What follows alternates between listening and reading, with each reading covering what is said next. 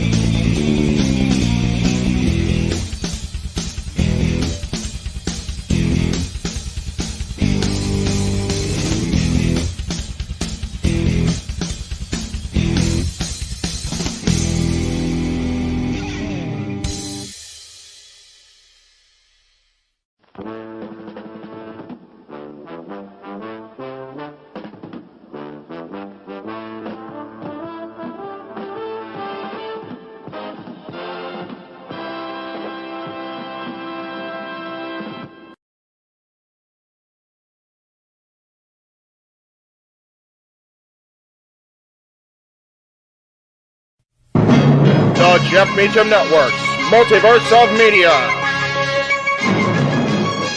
For over 15 years, the recognized symbol of excellence and the standard bearer in coverage of sports and entertainment.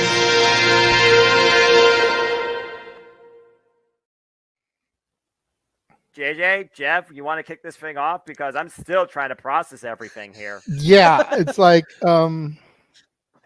who wants to go first? Well, Come on in. It's open mic night with your host. you could maybe say there's really 4 topics, but it's split into 6. The Renegade, JJ Williams. The Sammy and Eddie Kingston thing, which one's the better smelling turd? And his panel of co-hosts. I am founder. Well, call me that for today since we're going with the Jeff Jarrett love theme here this week, according to JJ. The West Coast Professor, Jeff Meacham. Karma is karma is karma. That's professional wrestling! Damn it! The Simple Man, Noah Foster. It's showtime! Yeah! How you doing, JJ? How you doing, Jeff? James. Yeah.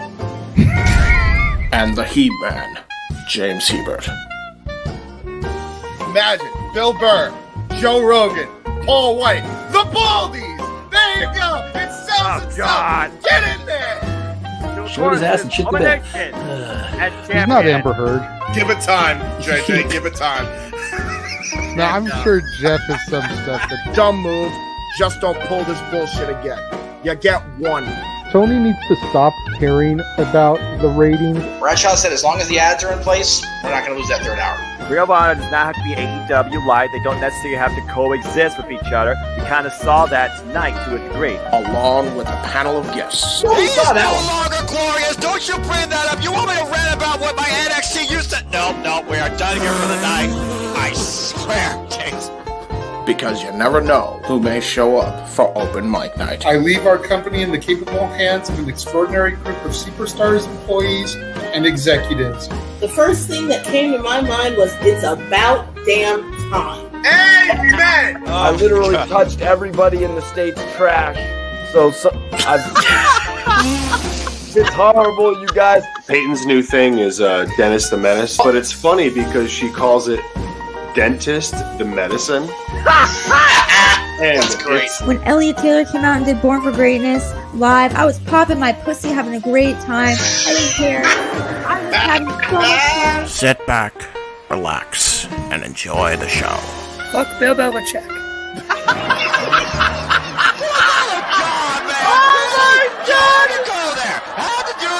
Football thing. We got it on wrestling, and then you bring in that shit. That's just how the fan goes off the damn rails. Brilliant, bloody brilliant.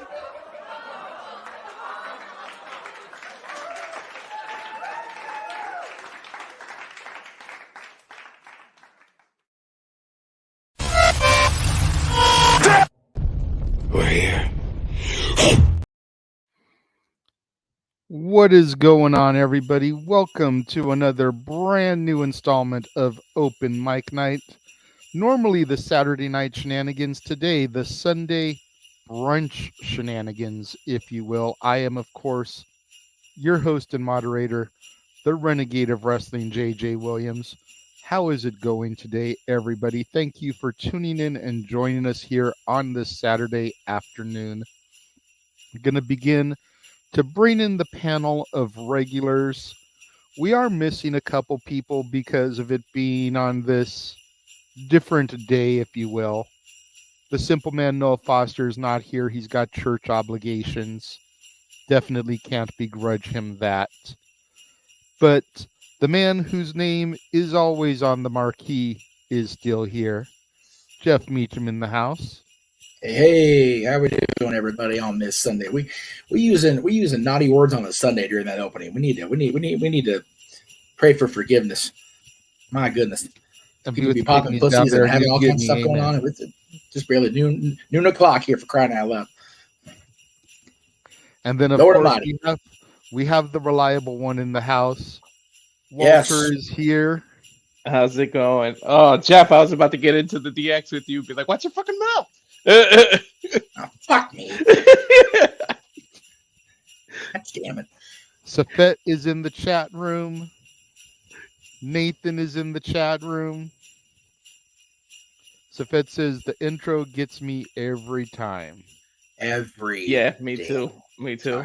Matthew's here, said, did you guys enjoy Deadline? I see Punk still making Dirt Sheet's head spin because he's being nice backstage and having fun.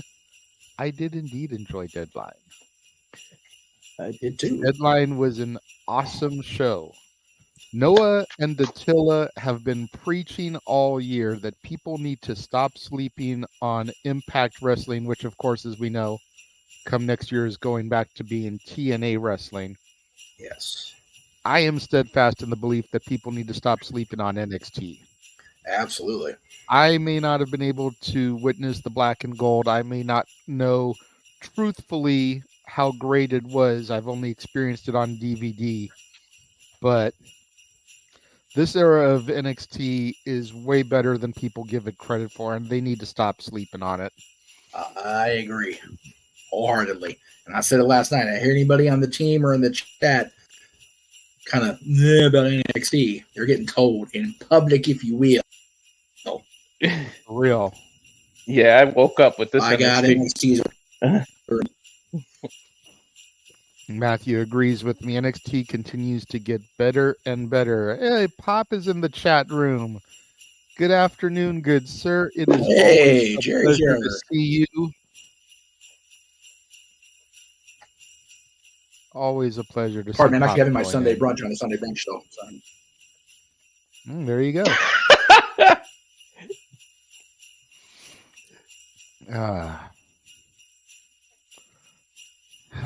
So, the $1 million question that gets asked every Monday night is, what do we want to talk about?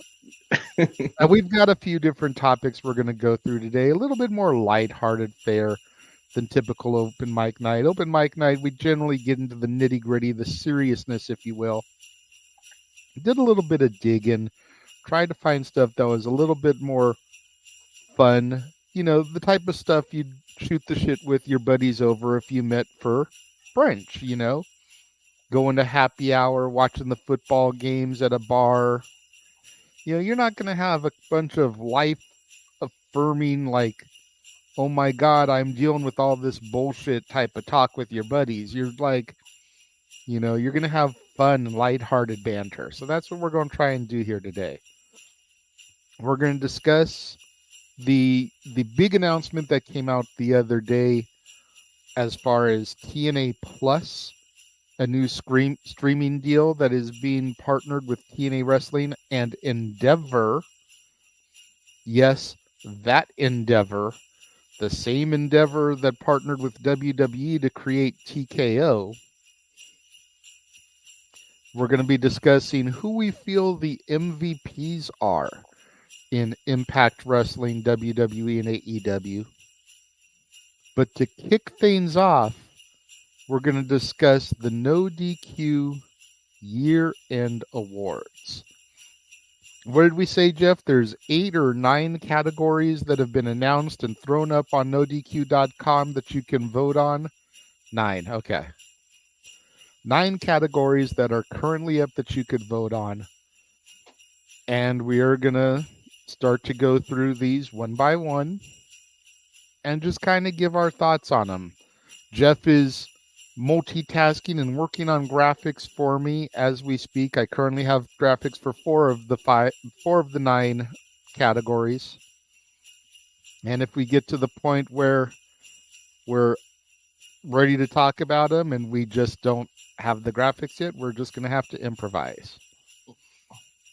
So the first category we are going to discuss is the Announcer of the Year. And you see there we've got Wade Barrett, Michael Cole, Samantha Irvin, Booker T, Tony Schiavone, and is that Nigel McGuinness giving the peace sign? Jeff? I think it is. It looks like it. Yes. Okay, thank you. Sorry, well, you said multitasking. So Wade Barrett, Michael Cole, Samantha Irvin, Booker T, Tony Schiavone, and Nigel McGuinness. Now, I know a lot of people love Samantha Irvin, but when I think Announcer of the Year, I think play-by-play in color, not ring announcer. To be fair to her. Yeah, I'm shocked that wasn't separated. Well, if it was separated, she would win hands down. Yeah. You know, I mean, there would be no contest. Yeah, that's true. That would be like separating Mommy of the Year from Female Superstar of the Year. You know, Rhea Ripley would just win hands down. Mm-hmm. So when it comes down to the other 5, though, and Matthew says Cole without a doubt, you know, to be fair, I think it comes down to Cole or Schiavone. The fact that Schiavone is still in the conversation, you know, 40 years into a career, and I don't care what anybody says, he is the glue that holds freaking AEW commentary together, because it sure as hell ain't Excalibur. No. Excalibur, you know, for all the hatred that Jeff may spew on him, Excalibur is the young, knowledgeable in the multiple independent styles and moves that get drafted into the AEW roster. Schiavone, JR are the voices of experience and wisdom. And then you've got Taz, you've got Jericho, you've got Big Show, Paul White, whatever you want to call him. You've got those guys that kind of cycle through as the experienced wrestlers that give the color on the matches and whatnot. Would you say that's a safe analogy? Yeah, I'd say so. But Schiavone, man, like, Walter, what are you thinking on this? Because for me, it comes down to Cole and Schiavone. I want to hear what you got to say. Maybe you'll sway my vote here.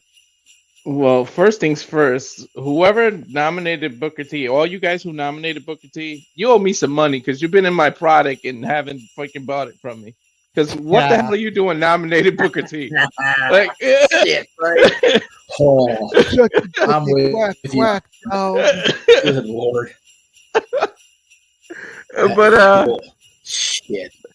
I nominated Schiavone myself. I can admit that. It's got to be Schiavone just to be there for so many. What? It's 20 plus years, like over that. 40. It's got to be way over. Yes, 40. 40 this year.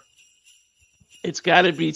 Now I could admit Cole has had one of the best years he's had in a long time, where he doesn't have to be that heel Cole, where he was fixated on Miz. He didn't have to be this overly, but Cole's had the best year he's had in years, so I'll give it to him. But how do you not go with Schiavone, who's just been in here for so long, and he's the glue, like you said, that holds AEW together and holds that table together. He's been through it all. The rise and fall of WCW. He's in AEW. He's did everything. So Shivani is definitely my pick. Got it. Jeff?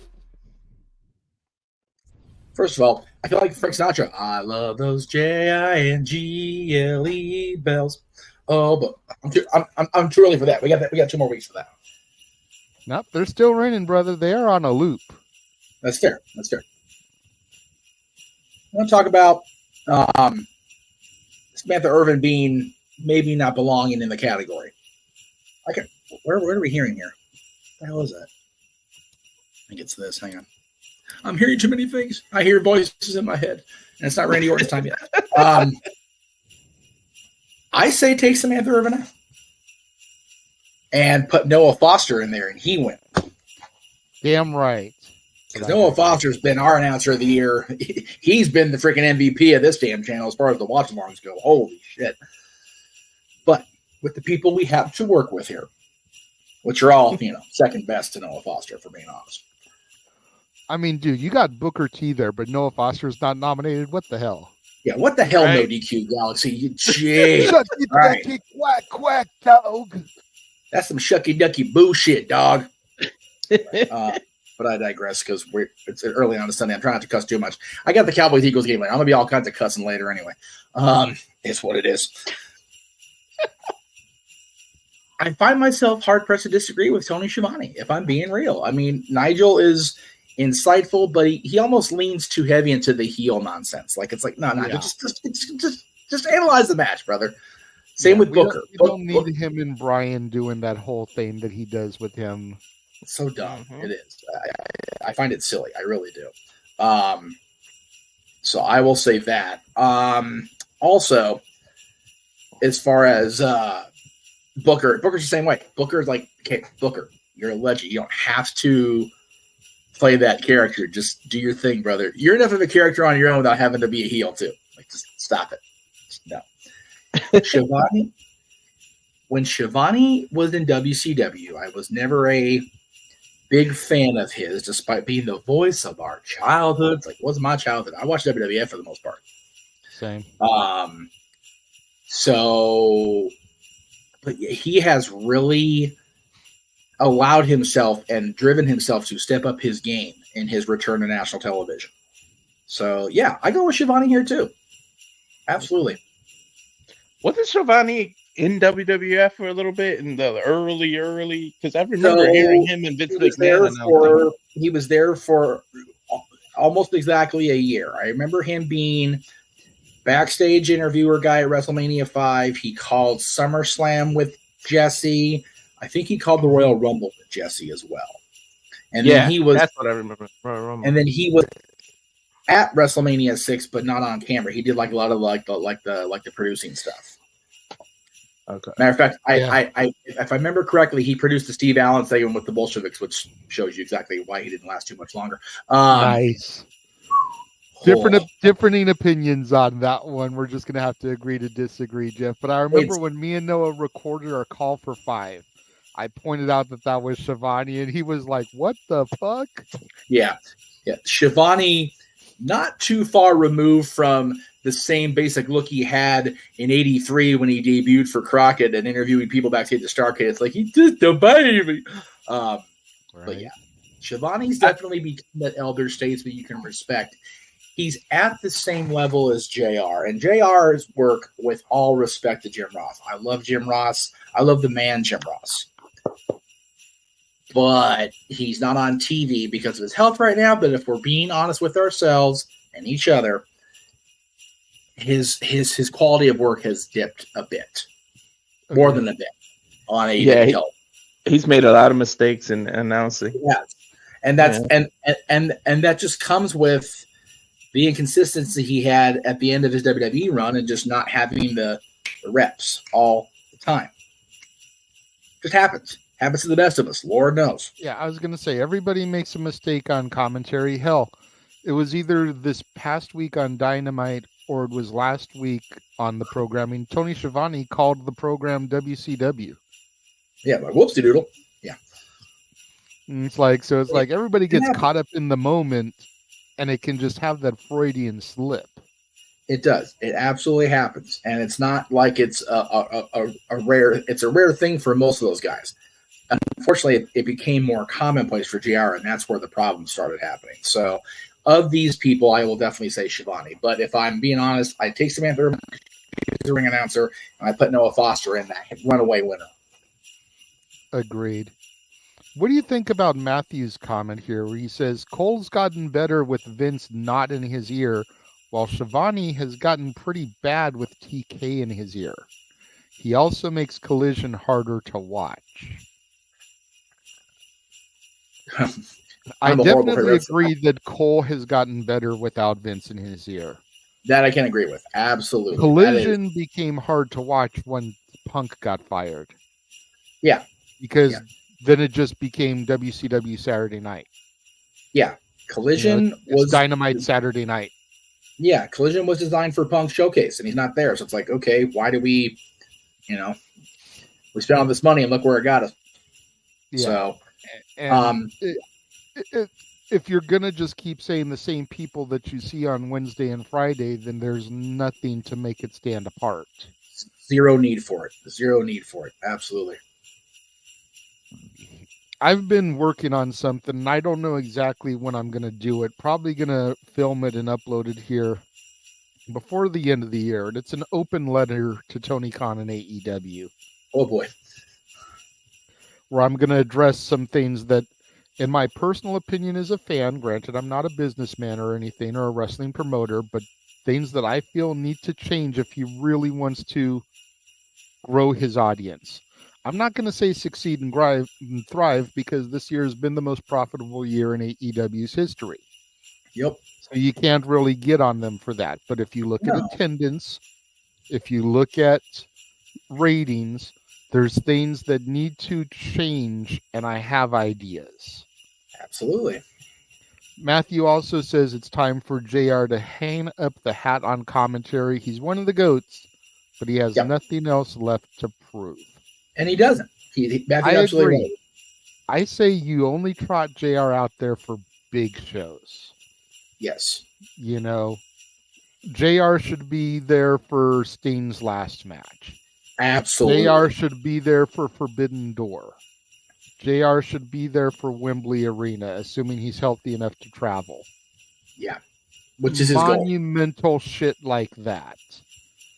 JR doesn't need to be there 5 Dynamites a week.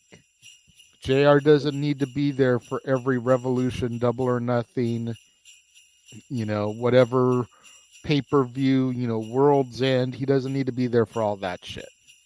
No. He needs to be the guy that you trot out for that special moment. You already know that this match is going to be big. And the only way that it can be bigger than it's already being presented is if you have Jim Ross's voice on the call as well. That's where Jim Ross needs to come in. Yeah, I would say JR is up for it and healthy enough. He and Siobhan should call Sting's last. Absolutely.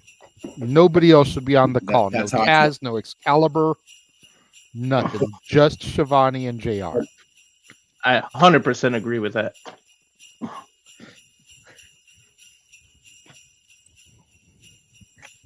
All right, so we're going to move on to the next one for right now. And we have the pay-per-view PLE of the year. And the nominees are Royal Rumble, Revolution, WrestleMania, Forbidden Door, All In, and Survivor Series War Games. War Games! Sorry. Jeff, I'm going to go to you to start this one here. All right. Well, I know you're multitasking. No, you're good.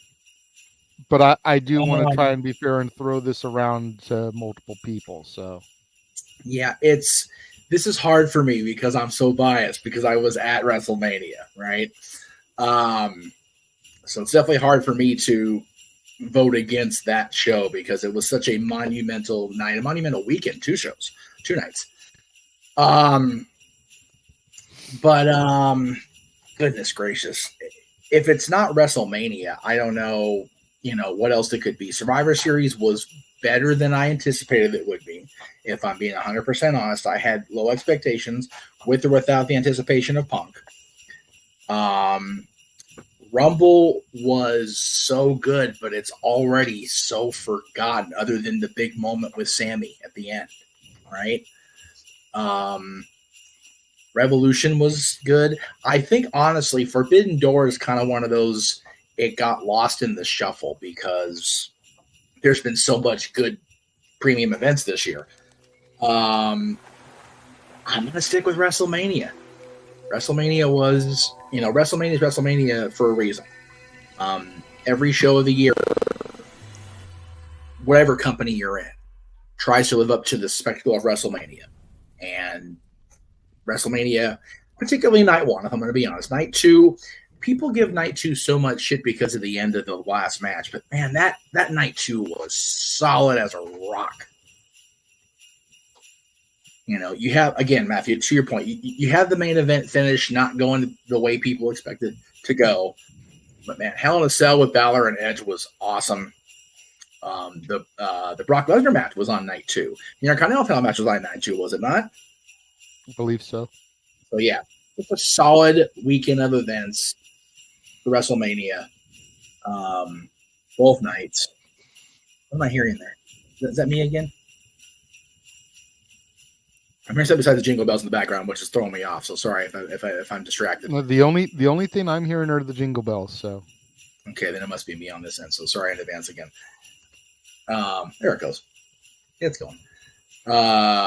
When the bells end, there's a little audible of something else before the bells kick in. So you may be on a little bit of a lag in hearing that audio. So got it. Okay, very good. For me, WrestleMania is a runaway for this, but Survivor Series almost gave me pause. Almost. It's fair.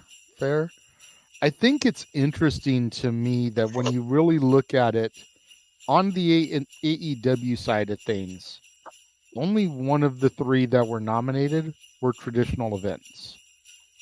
Mm-hmm. Forbidden Door was the second super card.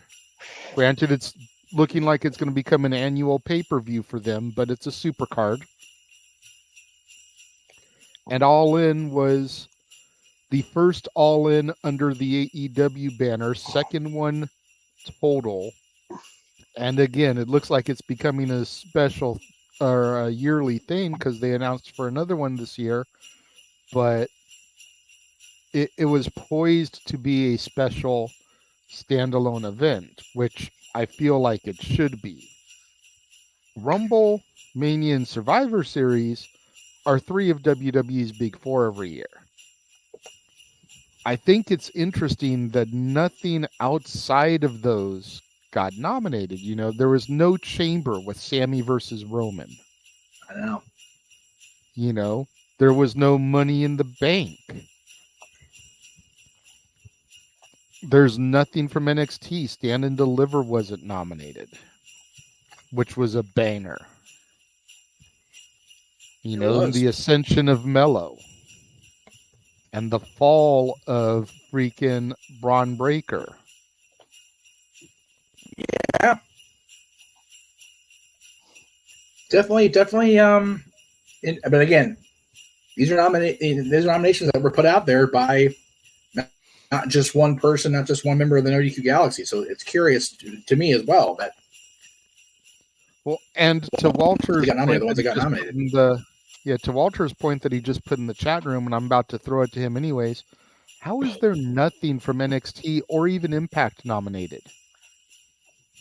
Impact has had some great shows, and granted, I don't tune into Impact on a weekly basis. Mm-hmm. But the pay-per-views that I have done watch-alongs with Noah with have been solid. Bound for Glory was outstanding. Yeah, it was.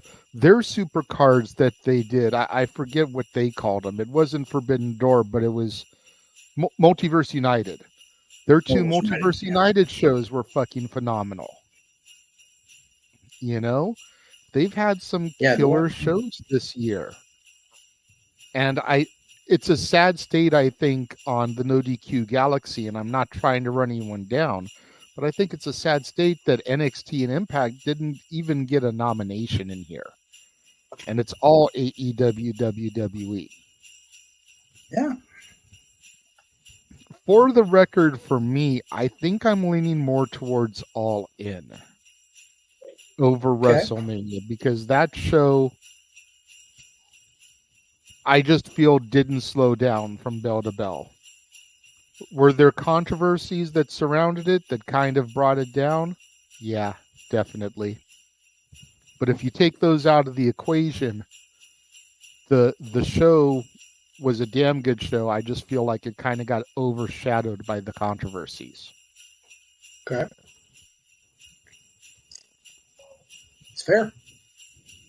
Hard to argue with it. It's unfortunate because it was a good show, a good solid card. Yeah, I think Jeff had it right. Royal Rumble, like, I love the Royal Rumble.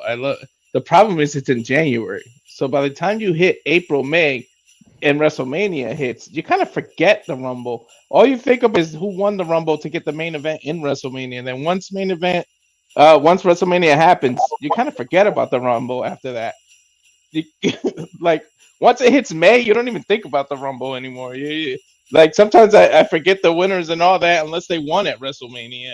I mean, granted, it's hard to forget Cody, but it's just weird because the Rumble is like, it's weird. I love the Rumble, but it's just too early in the year to ever be the PLE of the year, because then you go through the rest of the year and it's like you don't think about the Rumble anymore. And then All In, I think people sleeping on All In. Like you just said, the thing is that you're remembering All In for the backstage BS as opposed to the actual great card it was. And then Survivor Series is more of I think that's just a recency bias because it's what's going on now. And I think that's what got that nominated. Agreed. But for me, I 100% feel, and I will die on this hill with Holly through my heart, if Randy Orton and CM Punk didn't return at Survivor Series, it wouldn't be nominated. Nope. Fair. Period. That's fair. That's the only reason it was nominated.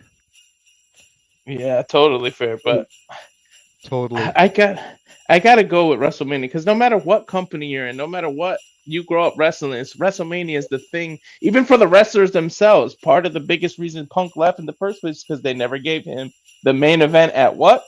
WrestleMania. It's like WrestleMania. It's its own entity. It's almost like separate from everything else. And then the fact that Sammy and KO finally won the tag titles, the first time you've seen the tag titles main event, that emotional moment when they won, I let a couple of tears come out my eyes. I'm not gonna lie. Like the waterworks came on and somebody was cutting onions around me when they finally won. So it's like, how do you not go with WrestleMania? Yeah, WrestleMania for me. Yeah, especially me and Jeff too, dude. I mean, especially when you factor in our history with those guys and knowing Kevin Steen and El Generico before they became Kevin Owens and Sami Zayn. Mm-hmm. You know, we've been riding with those dudes for 18 years, damn near. Mm-hmm. So that was a moment for us. I don't think I've been that happily hysterical at a wrestling show in years, maybe even decades. I was just so friggin' tickled for those guys. I really was. So awesome, man. And seeing Edge come out for Hell in a Cell, you know, and just to get that moment back that he thought was going to be robbed from him forever. And, you know, seeing the Cell, the actual Hell in a Cell, not that Red Crate of Hate bullshit, in person, in front of me. Mania was just so good on so many fronts. It really was. Mm-hmm. That's fair. All right. The next one we're going to take a look at is the Breakout Star of the Year. And this is going to piggyback a little bit into a topic we're going to have a little bit later where we talk about the MVP, but they are definitely completely different topics. Yes.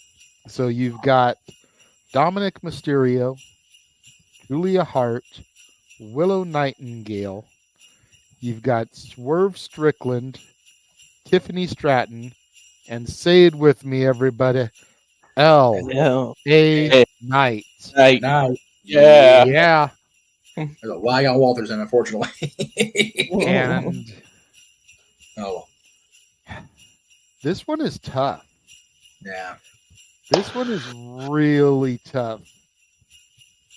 I am going to try to be very objective here and not subjective.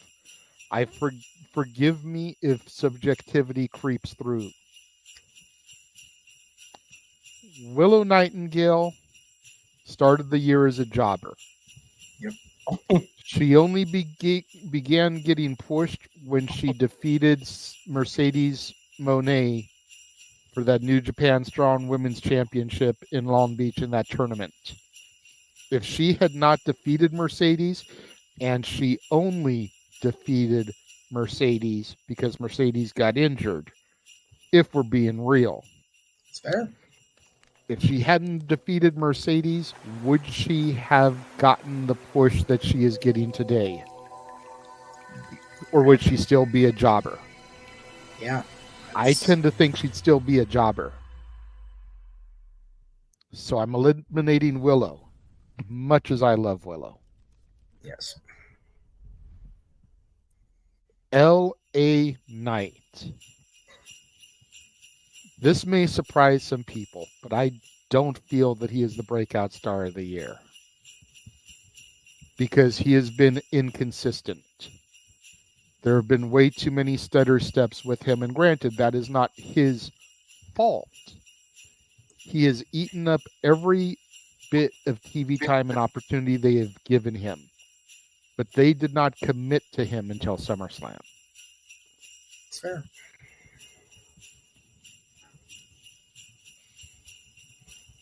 Tiffany Stratton. Definitely high up there on the list for me as far as the women goes. She, y'all have heard me say on NXT commentary how much she has proven me wrong. Right. In everything that I thought that she was going to be. And just you know what? I'm just going to say it. She's the new Mandy Rose. Yeah, no, you're right. Everybody had her pegged as one thing, and she has consistently put out banner after banner after banner and made the women's division mean something, while people like Roxy, who have carried the weight of the women's division, can go do other things and other programs and not need to even really be in the title picture. Fair. That leaves me with 3. Julia Hart. Man, she is the rose that grew from concrete. Oh, yeah.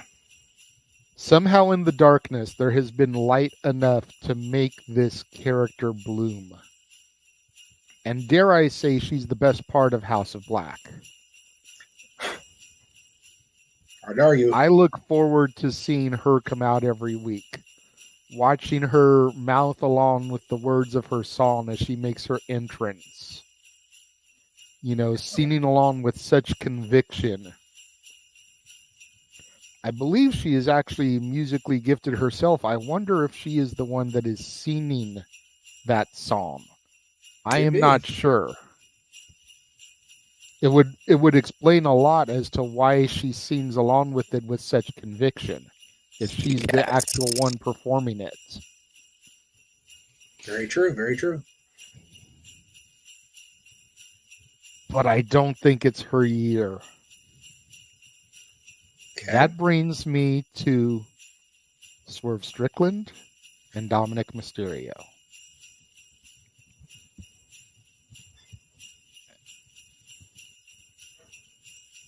And for the breakout star of the year, I'm going to go with Swerve on this one. Okay. I put Dom over heavy, and I'm going to put him over heavy later. But you want to talk about breakout, Swerve is supposed to be a heel, and he is organically turned that entire audience into his favor. Fair.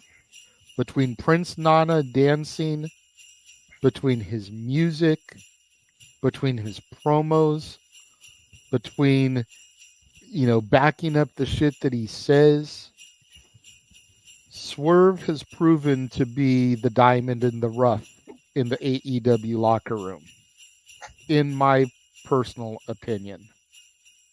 Right. Walter, what say you?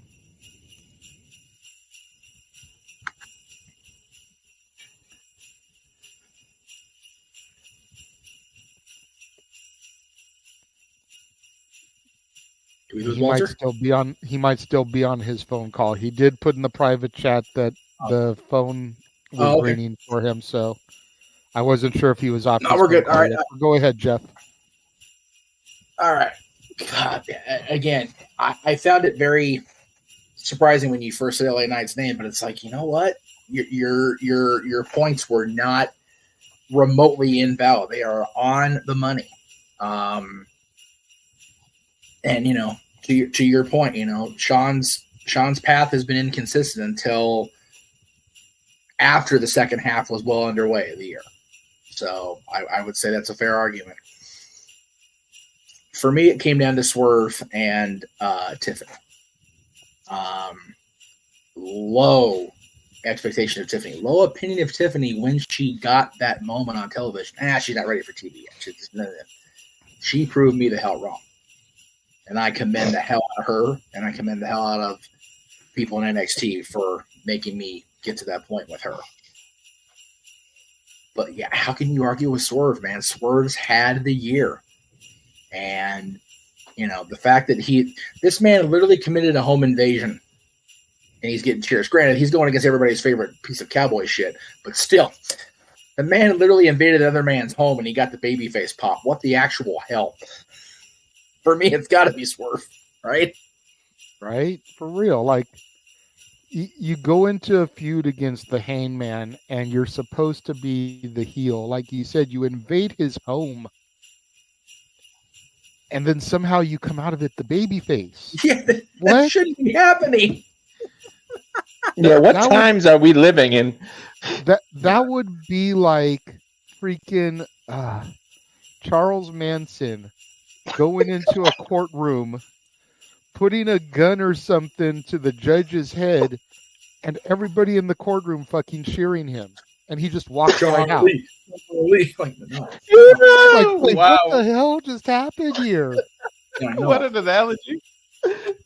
For real though, like it's crazy. It's crazy to think about. It's like one of the movie villains that you want to get behind. For real, But I mean, the movie villains are one thing because they're so entertaining anyways. Yeah. But he's not supposed to be like that. He's supposed to be this diabolical heel. It's just his baby face doesn't know how to baby face because he wouldn't take fucking advice when the legends wanted to fucking give it to him. Mm-hmm. He's a piece of cowboy shit. But I digress. Not sure. What are you thinking here, Walter? How the hell did Trick make this list? Well, I guess because it's only been like the last 3-4 months that he's right, so fair. I kind of get it, so I'd be fair. But if Trick was on this, I wouldn't know what the hell to do, to be honest. So LA Knight, especially on NoDQ in here, is just so over with his thing. But I feel like the last few months, it kind of, after he lost the title shot and everything, he's kind of got. We'll see how he deals with the whole return of CM Punk and everything. If he doesn't get overshadowed, then maybe he can deserve it. But Tiffany shut me up because I was like, "Who's this chick with the whole hair?" And I didn't put 2 cents behind her. And then she just, look at last night. Look her showing in the match. Like, it was to the point that I thought she might have pulled it out. I was like, damn it, are they gonna go with it? Like I was Right? like, Yeah. she had an awesome show. So it's right up there with her. And Dom is more, if it was like, he's in another category that I feel like he wins. So I can't say breakout star of the year for him just because of that other category. Absolutely. That piggybacks into the second topic of the afternoon. So we'll pump the brakes on that one. Exactly. But it's you can have some retort for everyone else, but it's like for Swerve, how the hell do you retort that? Like Swerve, just the little dance. I catch myself doing that, walking around the house, cleaning or anything, or playing his music. Yeah. My wife walks around going, and let's Swerve. And then they got the meme with Napoleon Dynamite dancing to it, which is freaking hilarious. It's like I literally will be driving around on Wednesdays because when I take the kids to school, I will listen on Monday to my Raw themes, Tuesday to my NXT, Wednesday to my AEW, Friday to my SmackDown. If I'm driving around on Wednesday and that song comes on, I'm literally swerving while I drive, like for real. Yeah, it's like even his manager's getting over just with even with a broken, like, look, in this tournament you're not allowed it, but one of them, he came out with him, even with a broken ankle or leg or whatever it is he hurt. He still did the little, and the crowd popped like hell. It's like, Swerve has got to be one of WWE's biggest mistakes, man. They really let that slip through theirs. That's the funny thing, because when Prince Nana comes out with anybody else, he is one of the most hated motherfuckers in the building, like legitimate Dominic Mysterio heat. But as soon as that music drops for Swerve and he comes out, he is one of the biggest baby faces, man. We're talking Austin Rock baby face pop. It's so crazy to see the crowd switch for Nana, and all it is the music and the person he's seconding. Exactly. It's Dude, like collateral damage in a good Bobby way. the Brain Heenan could have been managing fucking Rick Rude and the biggest heels of the time, but man, you fucking switch the music up and let them come out with Hulk Hogan in the main event, and everyone's like, Heenan, instead of Weasel. It's true. It's true. Just swear. It's just everything he's done to turn around. I'm telling you, I don't know how WWE they didn't know what they had. So they did. They did. Hopefully AEW does the right thing with him, and I'm hoping for him to dethrone MJF. To be honest, so I got to go with Swerve because he broke the glass. He broke through all the way. Colin, good to see you. Good to see you, Cleaver. All right, so that is 3 of the 9 down. We're going to throw to a very quick couple of commercials, probably about a minute total, just to give a little bit of a break ski here, give Jeff a moment to try to get a couple more graphics ready for us. Almost done. And here are where you can find the Friends of the Multiverse Media. And if you've ever thought about becoming a professional wrestler and are in the SoCal area, y'all may remember we had Gino Rivera, Gino Told You So, on our show last week. This video tells you where he trained and how you can sign up for their courses.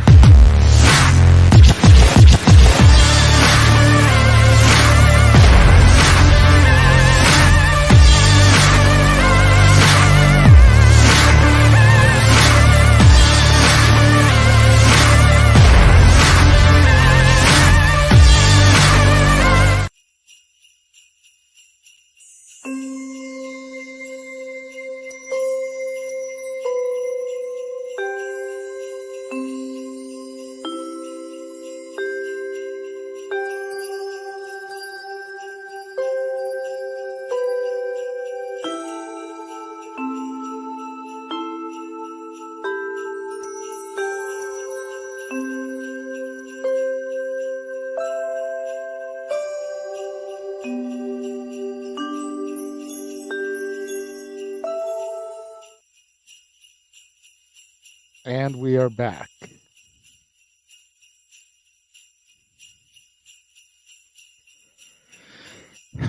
So yeah, that is how you can sign up if you are in SoCal and would like to pursue a career as a professional wrestler.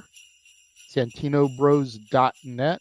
That is the school where Gino Told You So trained. That is the school where, who else? Bad Dude Tito trained.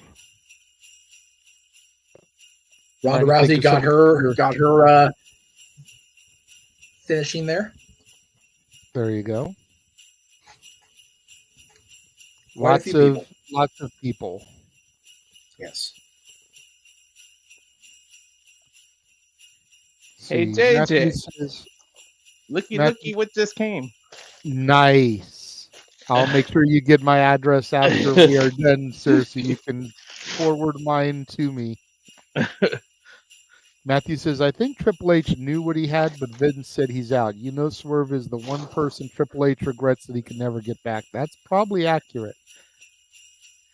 I'm sure they played for him. When they brought the whole Hit Row back, I'm sure they wanted him more than any of the others. They just couldn't. Yep. And it's suffered ever since. Dare I say that's probably one of Triple H's biggest blunder re-signings has been Hit Row. Yeah, he farted in the elevator with that one. All right. So the next category we are going to discuss is the comeback of the year. And you've got the Second City Saint, CM Punk, the Viper, Randy Orton, the Annihilator herself, Nia Jax, Daddy Ass, Billy Gunn, Trish Stratus, and Chelsea Green. I did that just to make Jeff pop. I see him giggling there in the square. I love how she says that, though. I really do.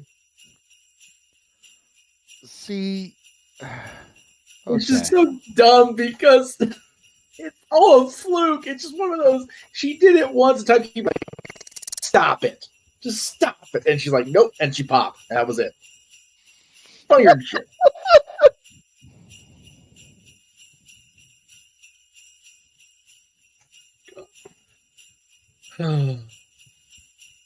This is a really tricky one.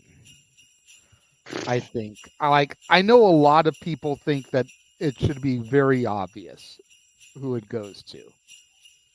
And while I do think that there's an argument that Punk is probably the greatest comeback this year, hear me out here. Nia Jax, no disrespect, I'm going to take out. She made her return, if you will, in the Rumble as a surprise entrant. Then she disappeared for more than half the year. Only came back in the last, we'll say, 4 months, last quarter of the year, last third of the year. And she hasn't really made an impact. Chelsea Green made a return. They stutter-stepped with her for a little bit with the Karen gimmick. Finally got the ball rolling with her with the tag titles.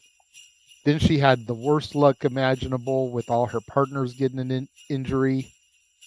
Finally seems to have fallen into something somewhat stable with Piper Niven, but hasn't been truly memorable.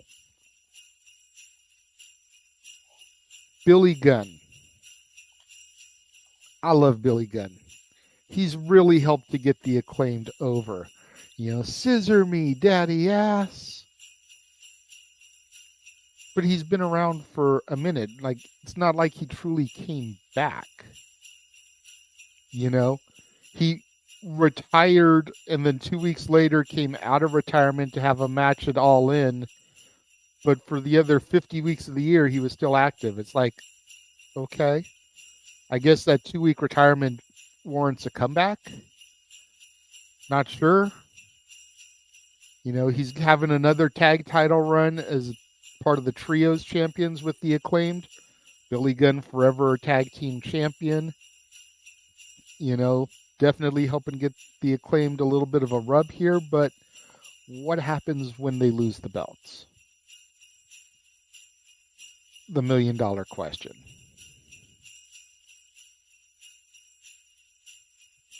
CM Punk. Here's where I'm going to dispute that Punk doesn't deserve it. And I know the big CM Punk fan in the room is going to tell everyone why he doesn't deserve it. Have a seat. You may want to pour in some alcohol here. CM Punk has been around all year. Yes, he was out on injury from AEW, made his return. Then Collision became a thing. You know, they debuted Collision just for him so they could keep him separated from those who didn't want to play nice in the sandbox with CM Punk. Collision did its thing. Then All In happened. And then he was fired. And then he came back to WWE. And granted, while his return to WWE truly was hell freezing over, as Cleaver says,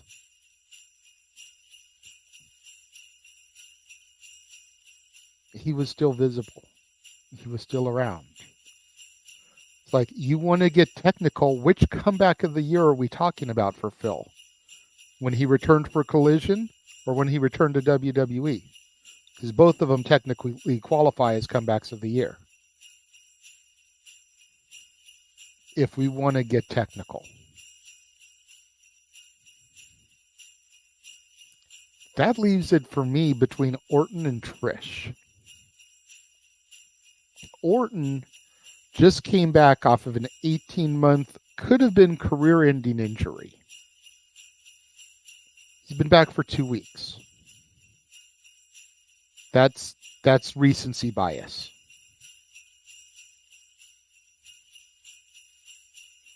Trish came back out of nowhere to help Becky and Lita. Then took over when Lita got injured as half of the tag champions, so she was a champion this year.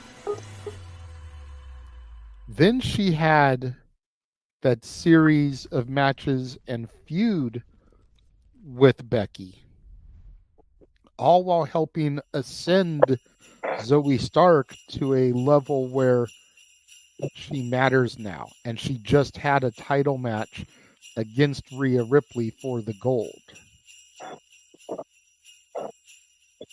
I am going to say 3 simple words for my comeback of the year. Thank you, Trish. Jeff? Pull a John Cena, rewind and hit play again. That's exactly where I was going with it, other than the Punk thing. And I say other than the Punk thing only because I'm going off his WWE comeback, which granted is less than 2 weeks old. So there is that. But the moment of that return was so monumental. And it was hell freezing over. And hey, I lived through hell freezing over. I'm a Eagles band fan, okay? I have lived through hell freezing over for real in 1994 because that shit was never supposed to happen. So Punk was definitely in the discussion for me, but I was honestly going with Trish Stratus for everything you said. She was never supposed to come back and be a full-time on-air participant, and she was with us for a good chunk of this year. And I loved every bit of it, and I made no apologies for it, and got shit for those lack of apologies. And you know what? Thank you, Trish, for validating my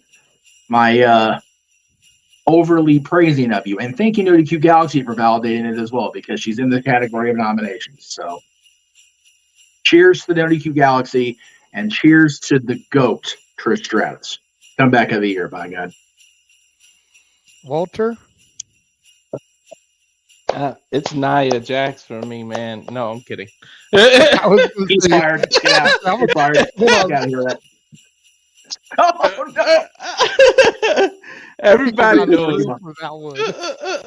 Everybody knows that I love CM Punk and everything, but I've yet to see what storyline he's involved in because he's all over the place. We don't know where he's signed to, and we haven't seen him wrestle in WWE yet. So for me, yeah, comeback the moment, hell freezing over everything. You know, I love Punk, but I think that's why I can't go with Punk, because I don't know what they're gonna do with him. I want to see you. When you come back, I got to see what you're involved in and what you come back to. Orton's already had 3-4 matches. You know what I mean? So, and then Orton, the whole story that he's been gone for almost 2 years, 18 months, and back-ended surgery. I'm so happy for him and everything he's done, but it's recency bias, and it just happened.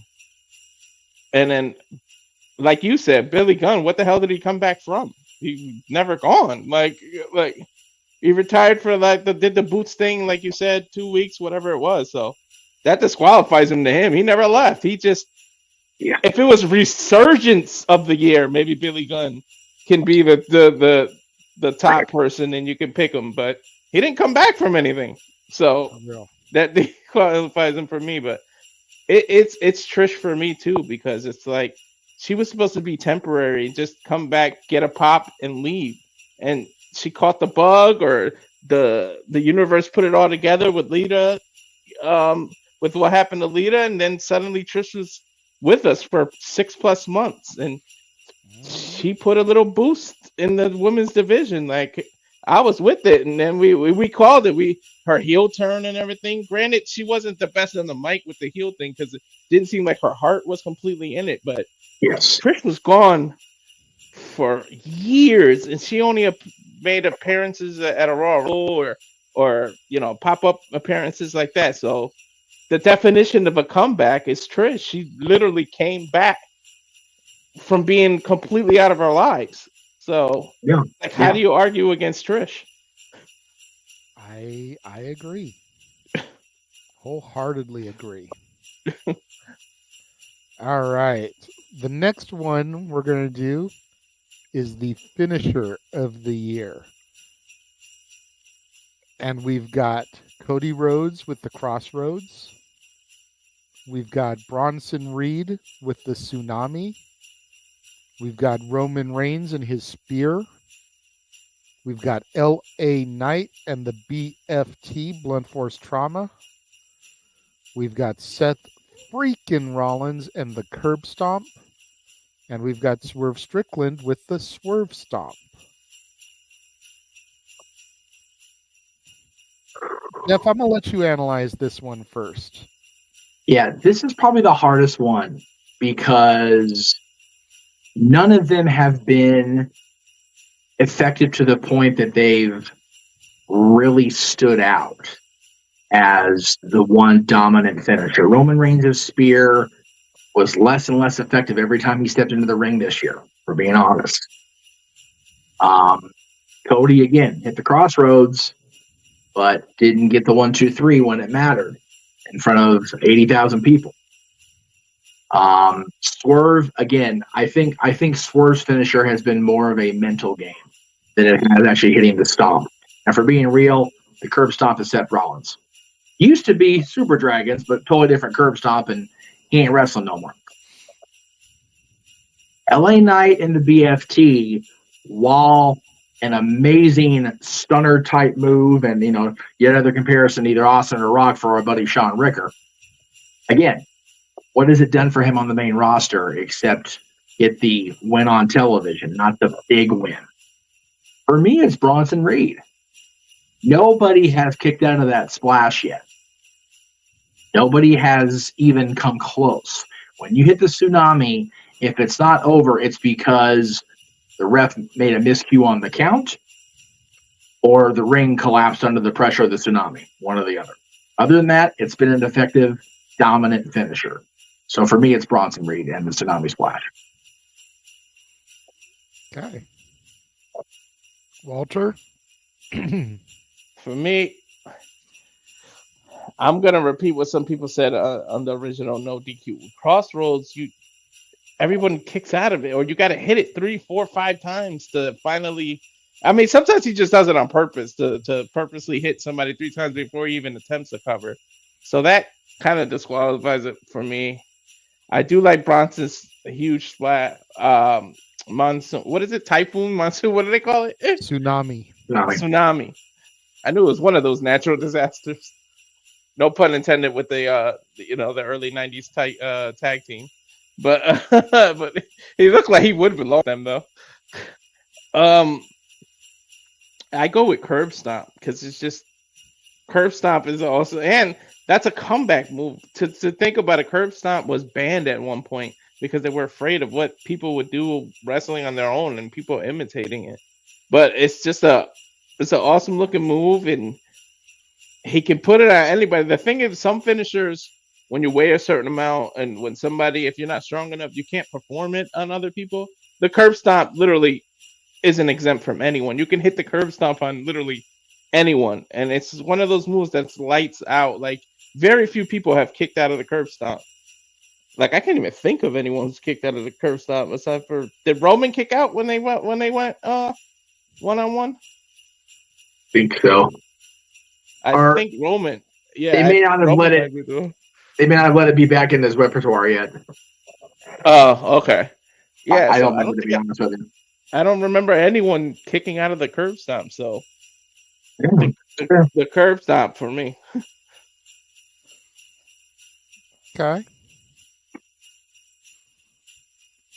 Looking at a couple of these comments here. Yeah.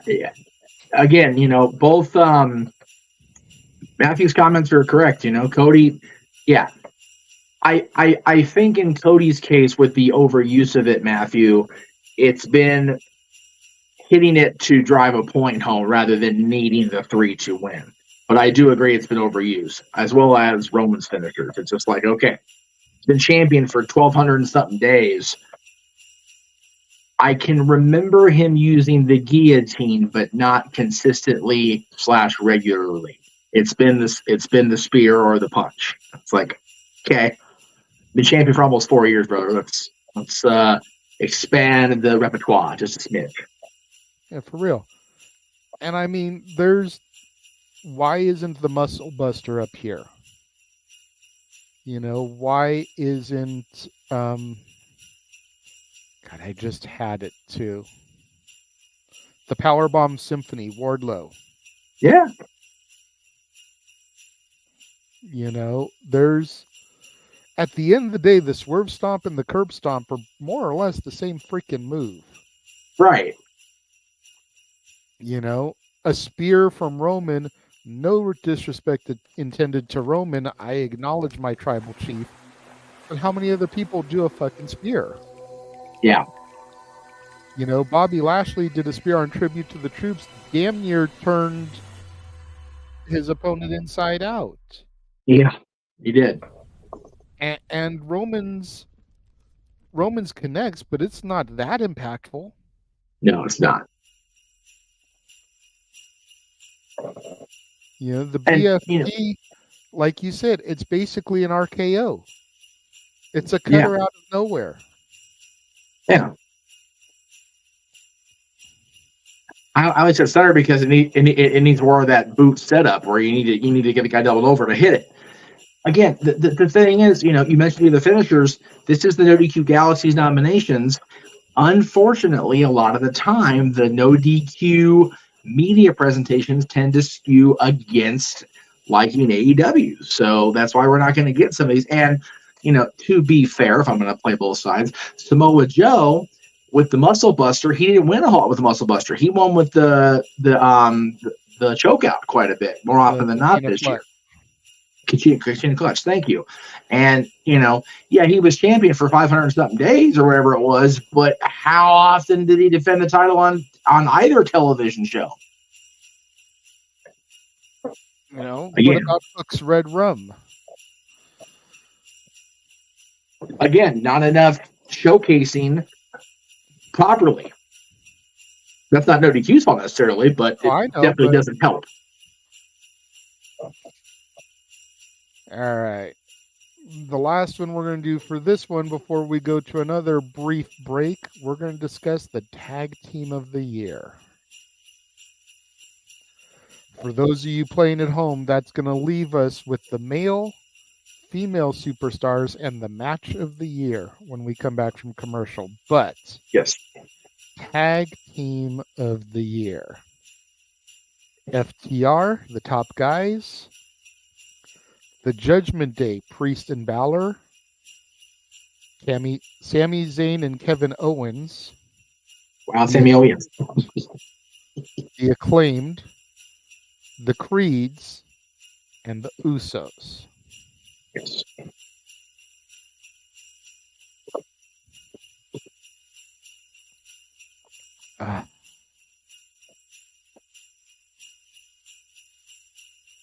Who wants to go first? Yeah, seriously, because I'm looking at this from a consistency standpoint. Yeah. And if I'm looking at it at a consistency standpoint, then I've already eliminated Sammy, KO, and the Usos. Yep. Which is crazy because arguably those two teams probably had the best year. You know, because the Usos were in the midst of the longest setting tag team run in history. Yep. And it was Sammy and KO that ended it. Yep. At WrestleMania, no less. In front of me. So it's like, but how long were they apart before they came together for Mania? And how long have they been apart since Mania? Yeah. And the Usos have broken up. The other four teams are still at least together. Yeah. And for people that are going to ask, I chose the Judgment Day configuration I did because they have been the tag team contingent. You know, JD and Dominic have not been a consistent tag team, and these two guys have not partnered in a tag team match format with the other two on a regular basis. But they're the reigning freaking tag team champions, crying out loud. Same with the Acclaimed. I didn't pick the Acclaimed yet. Yes, of course, when I put in a picture for Billy Gunn to search for the comeback of the year, the picture even came up. I'm like, well, that would have been good about 20 minutes ago, assholes. But, you know, again, the Acclaimed have been the tag team, whereas the three of them have been trios champions. So there's the difference there. Anyway.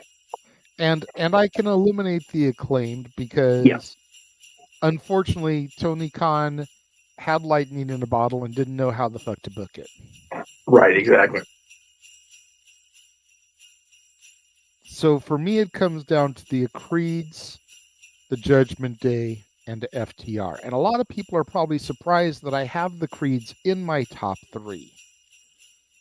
But again, it's the consistency factor. If you tune into NXT on a weekly basis, you saw how dominant the Creeds were this year. Absolutely. Granted, they had that small angle where they lost the match to the Schism and had to leave NXT. Yeah. Which was dumb considering that the grizzled young veterans wanted out of their contract and their contract was allowed to expire and leave anyways. Yeah, that was... Could have just had them lose the match, but I digress. Yeah. The storyline in building their return and how they manipulated things and them getting called up to the main roster and them going toe-to-toe with and defeating Alpha Academy and DIY and like now they're the number one contenders to the tag champions. Like the Creed's rise has been one of those rag to riches type of stories over the course of the year where if all you do is watch Raw and SmackDown like some people do, you don't get to see everything. Right. But if you actually do your due diligence and watch all the shows, then you know exactly why the Creeds are special and great and are deserving of the award. Do I think that they will get it? No. Unfortunately, because it's the Galaxy voting.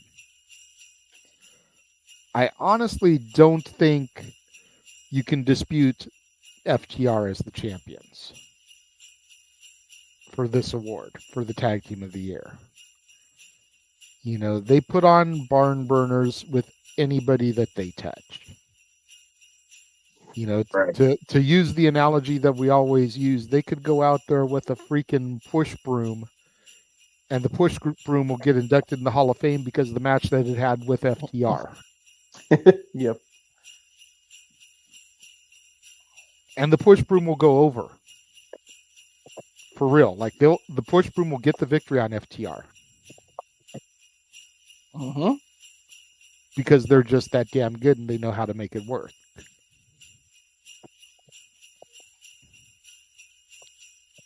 Jeff? Yeah, for me, when I was putting the graphics together, it was always like the Judgment Day and everybody else was going to be arguing for second place for me. Sorry.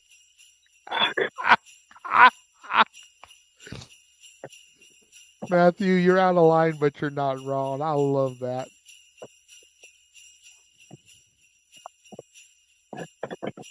Go ahead, Jeff. Sorry. Just I'm typing out as well. Yeah, for me, it comes down to the Judgment Day has been the most dominant personalities, team, fact, whatever, on Monday Night Raw. Everybody else has been fighting for second place. So, and the Judgment Day, whether they've been champions or not, have been a continued presence throughout the entire calendar year. So, it really comes down to the fact that when they weren't champions, they were in the discussion or in the main event storylines all year. And now they've been champions, it's been people trying to rub up against them this entire time. So for me, it's definitely the Judgment Day by a lot. And if I have to, gun to my head, pick the runner-up just to be the discussion guy, I would probably say that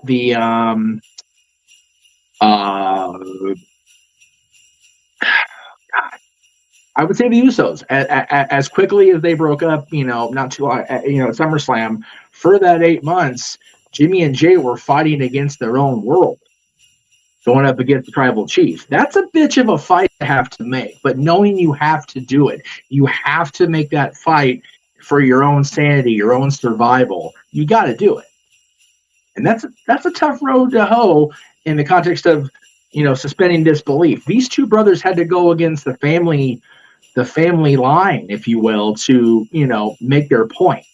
That's a bitch of a story to have to tell, and the Usos did it very well up until very, very recently. Fair. Walter?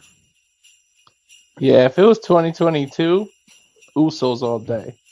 But the fact that they broke up, I get what you're saying though, Jeff, but I think it kind of disqualifies them that so many years they broke up. And KO and Sammy did so great, but then they won the tag titles after WrestleMania, and then it was like, then what happened? Like, their title run was not that great for me. Yeah, so it kind of like went out of nowhere. And then in Acclaim, they're so over they're everybody was scissor me that, but we live in a what have you done for me lately? Like, lately they've just been backstage trying to be MJF's best friend, getting put through plate glass windows, imitating Marty Jannetty. So it's like, what are they doing now? So it's like, that kind of disqualifies them for me. And then FTR, they're the team to beat, but the problem is we can't put our own personal bias in it. We have to think what the galaxy is going to pick, and I just don't see them picking FTR. FTR would personally be my pick, and it's between Creed Brothers and FTR for me, because the Creed Brothers are just so awesome, and people just think of their recent SmackDown and the stuff they're doing, but you got to go back to when they were in NXT and look at the matches they had in NXT, and these are some big dudes, like 6'5", 6'3", 6'7", something like one of them 6'4", maybe the other 6'7", doing cruiserweight moves, doing top rope. They're doing crazy looking. Like, to me, that's just so awesome, and I love the Creed Brothers, and I hope all the best for their future. But they are big, solid, collegiate turned professional athletes. They're bad motherfuckers on top of it. Yeah, they really are. Really are. They're great.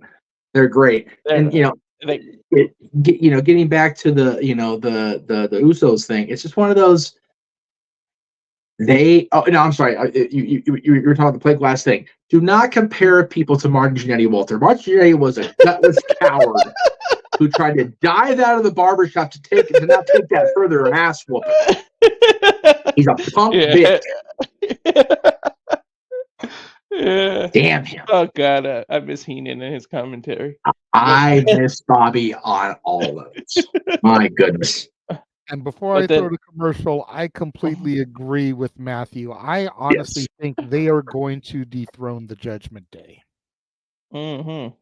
Yeah, that would be awesome. Yeah, Dom just lost last night. Yes. We need Priest and Balor to lose, then all that's gonna leave is Mommy. Yeah. Mommy so FTR is my pick. Top, but for how long? Yeah.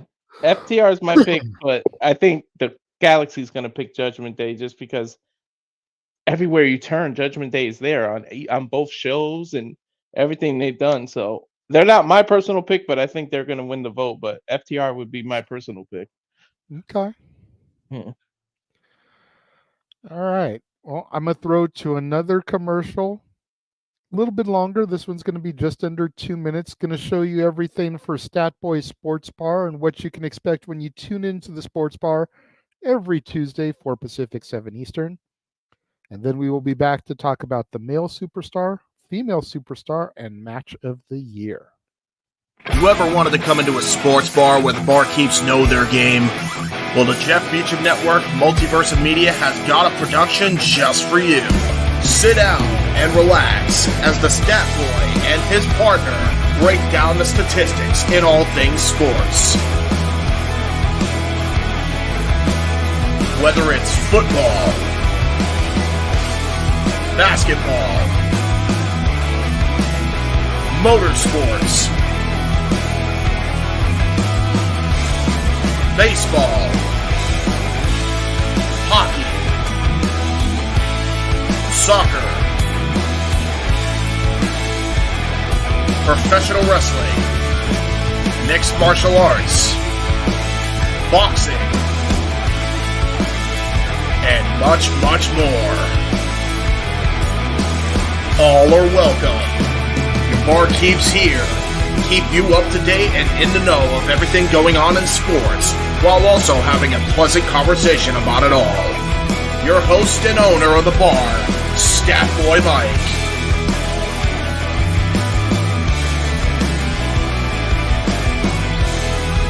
His partner in crime, Dory Lou. And a host of other guests coming in. The food's hot, the seats are warm, the drinks are ice cold, and the sports talk is plentiful. Casa de 18 Studios presents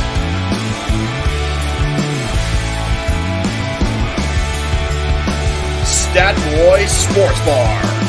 Take a bar stool and enjoy the show.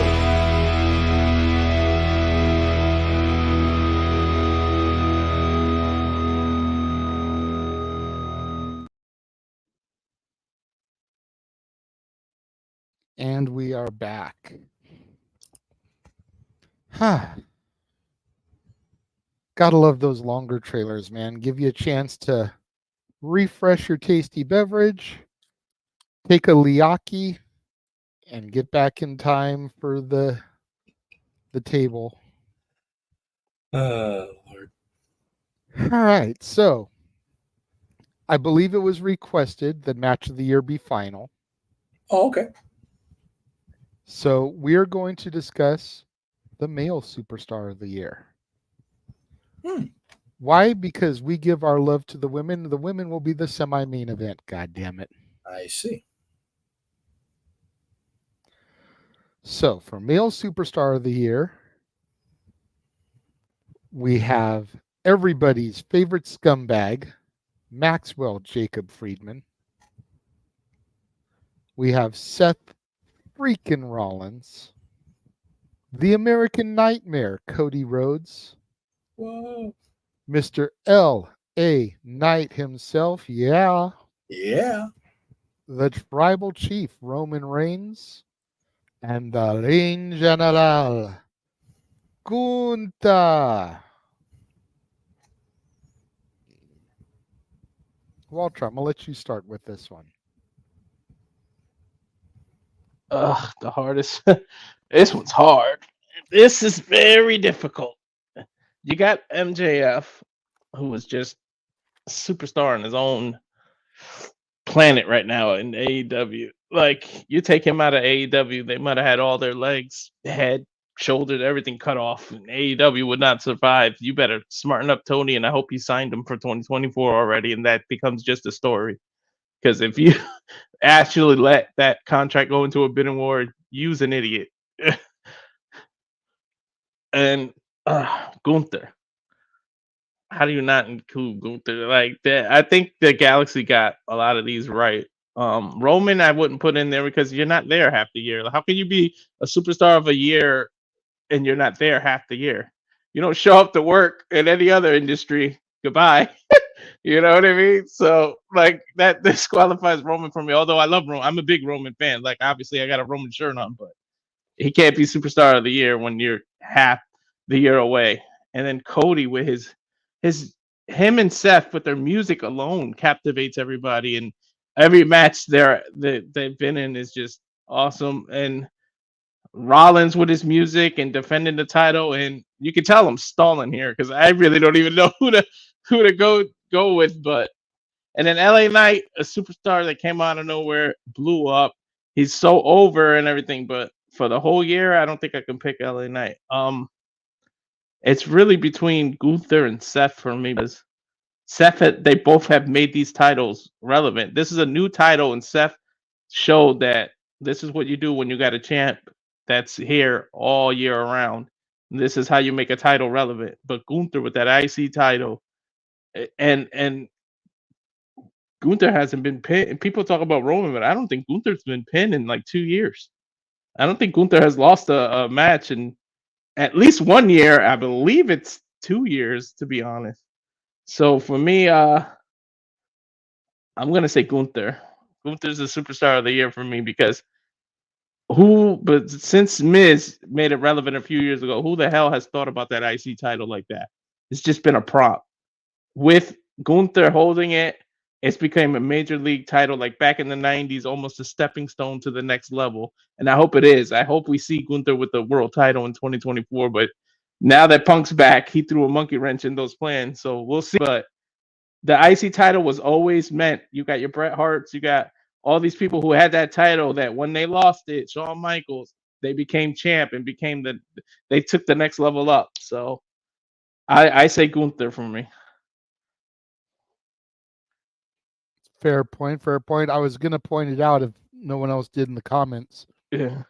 Gunther did lose that one match to Gable via countout, but he's definitely not been pinned or submitted. Yeah.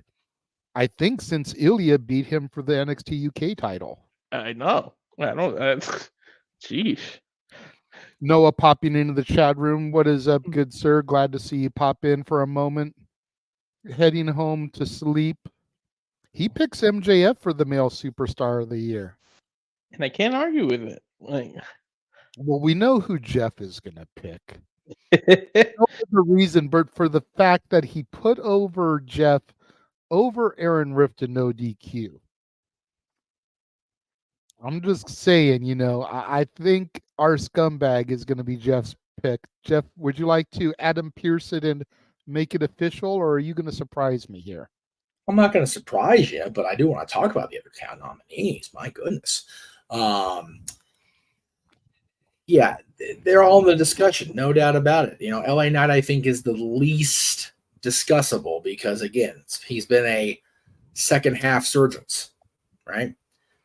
Cody, again, Cody's been a personality all year, but he didn't get it done when it counted, period. He just didn't. Walter, in the same vein that the Creeds will be tag team champions by year's end next year, so will Walter. So will Gunther. He will be the world champion in 2024. I'm telling you that right now. You can't deny this man anymore. Just can't do it. The Roman Empire will fall in 2024. So, and he's been so inconsistently on television. I can't, As much as I acknowledge the greatness of Roman Reigns, I cannot make him Superstar of the Year. It would just, it would be next of kin to retching. It's like, no, it doesn't work for me, brother. Rollins is the only other person I can even remotely consider besides Max. He's been a consistent figure on TV all year, held the world championship for most of it, defended it in situations he shouldn't have been defending. He shouldn't even have been in the ring half this year with this back injury if you suspend disbelief and believe the storyline. But the reason Max gets the vote has nothing to do with the fact that he put me over like friggin' Rover. Nothing? It was maybe 5%. Okay.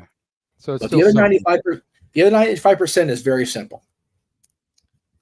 He has been a consistent AEW World Champion at a time that it wasn't popular to be an AEW World Champion. And he was handed chicken shit on a regular basis and somehow made gourmet chicken salad out of every single situation.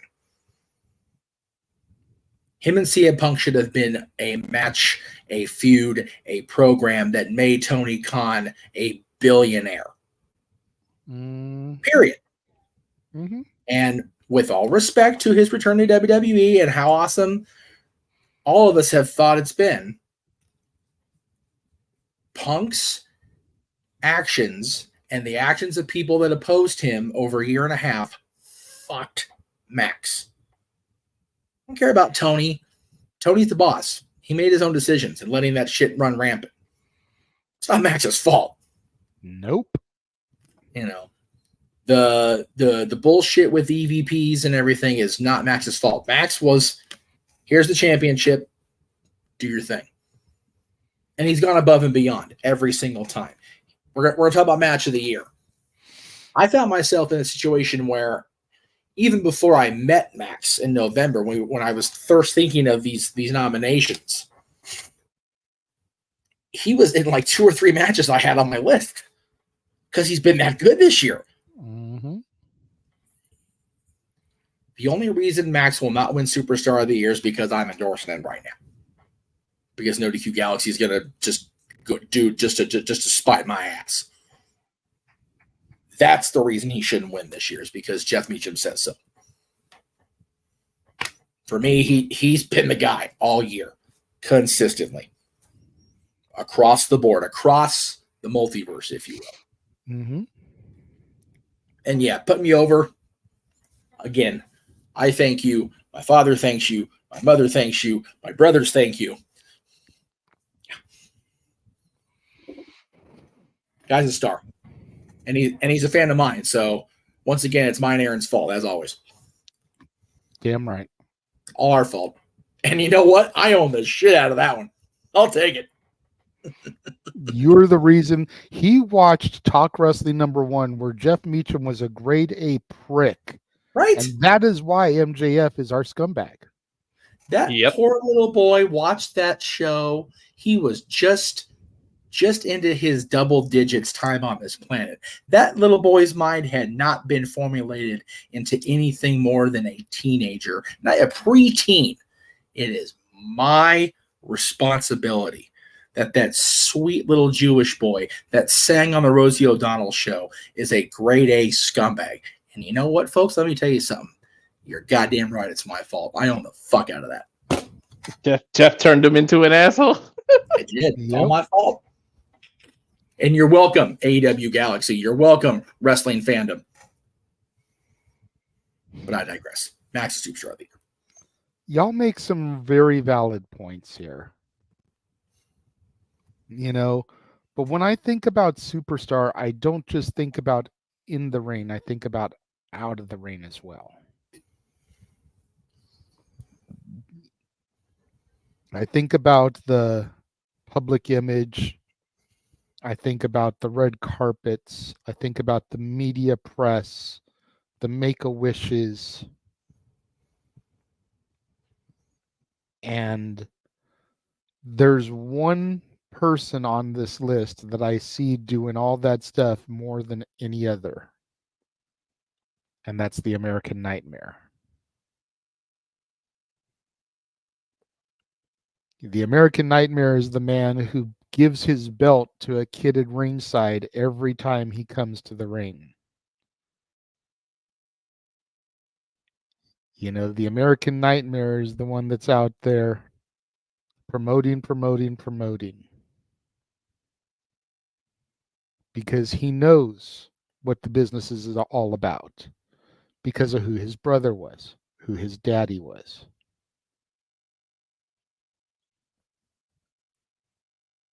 I think I read a stat somewhere, and I don't know if it's accurate. If Statboy is watching, he can fact check this and report back on Sports Bar. But I read somewhere where Steen has had the same amount or more matches this year than Roman Reigns. That's Think about that for a moment. Yep, I've seen that multiple times. It's legit. I've checked it Think myself. about that for a moment. Yeah. Awful. 55, 56-year-old Steen, who's a part-timer at best in AEW, in the decline of his career as he retires with Showtime for the last time at Revolution, has had more matches than our undisputed WWE Universal Champion. Steen isn't nominated for Superstar of the Year, but Roman is. Yep. Just throwing that out there. I mentioned no DQ bias earlier. I'm not trying to stir the shit, but it is what it is, folks. Yeah, I mean, the fact that there are 5 WWE superstars here and 1 AEW superstar is dumbfounding to me. And I'm not even AEW's biggest supporter. Hell, you tune in and watch me on For the Love of Wrestling, especially for the weekend shows, and I talk so much shit about Rampage and Collision. I talk honesty. Yeah, but I talk shit. But how is Orange Cassidy not nominated? How about consistency? Jesus. Seriously. Orange Cassidy with the International Championship has been Gunther with the IC title for AEW. Yep. And Orange Cassidy isn't even there. Nope.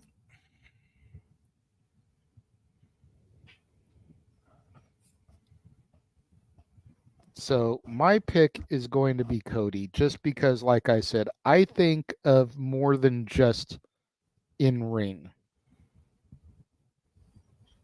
Yeah, there's in-ring performance. Yeah, there's wins and losses. Yeah, there's connection with the crowd. And, you know, like Walter pointed out, you know, Seth and Cody have the crowd fucking singing their songs. Yes. But then there's the outside the ring too. And I feel like Cody excels in that area, whereas the other 5 fall short in that area. That's a good point. Female Superstar of the Year. We've got Mommy in the first position because, of course, Mommy is always on top. We've got Io Sky, Timeless, Tony Storm, the Queen, Charlotte Flair. We've got the darkened Julia Hart, and the EST of the WWE, Bianca Belair. Okay.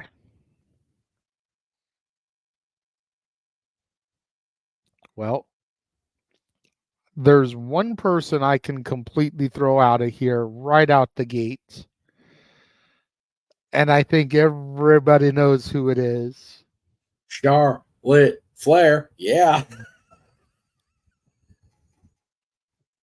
And mainly because after she lost her match to Rhea, she took one of her Roman Reigns hiatuses. No, she did. So she hasn't even been around the whole year. And then at SmackDown, she got injured. And God knows how long she's going to be out of action with the injury. Right. You know, again, my disdain for Charlotte is well known, but you never wish an injury like that on people. The only person I could think of that I would wish an injury like that on would be the Young Bucks, because, blowing their knees out means they can't do super kicks anymore, and darn, there goes half their arsenal. Hell, there goes 98% of their arsenal, if we're being honest. But I digress. Still, I wouldn't wish that upon them. No. But yeah, so I throw Charlotte out there because a good quarter of the year at least, she wasn't even around. Right. And now she's out for the last month. Hard to make that superstar of the year. And she did nothing other than put Rhea over at Mania in a classic match. Yes. She's done nothing all year. Agreed. Thank you. So we can get Charlotte out of here. I just made the graphic. I'm a nominator. I know. I would have nominated her in the first friggin' place, if I'm being 100% honest. That's NoDQ Galaxy's bad again. Io Sky. I love Io. But both her tag title reign with Dakota and her world title reign have been pretty forgettable. Yes. She is very much that CM Punk World Heavyweight Champion, Jack Swagger. She is that champion that's there but isn't really the champion because there's bigger people on the card that we got to give matches to. And it sucks for Io, but it's the facts. It is. The storyline doesn't even center around Io and somebody. It centers around Damage Control as a whole, or the Bailey on the outs, and Io is just a player within the angle. She's not even the focal point of her own story. Sorry.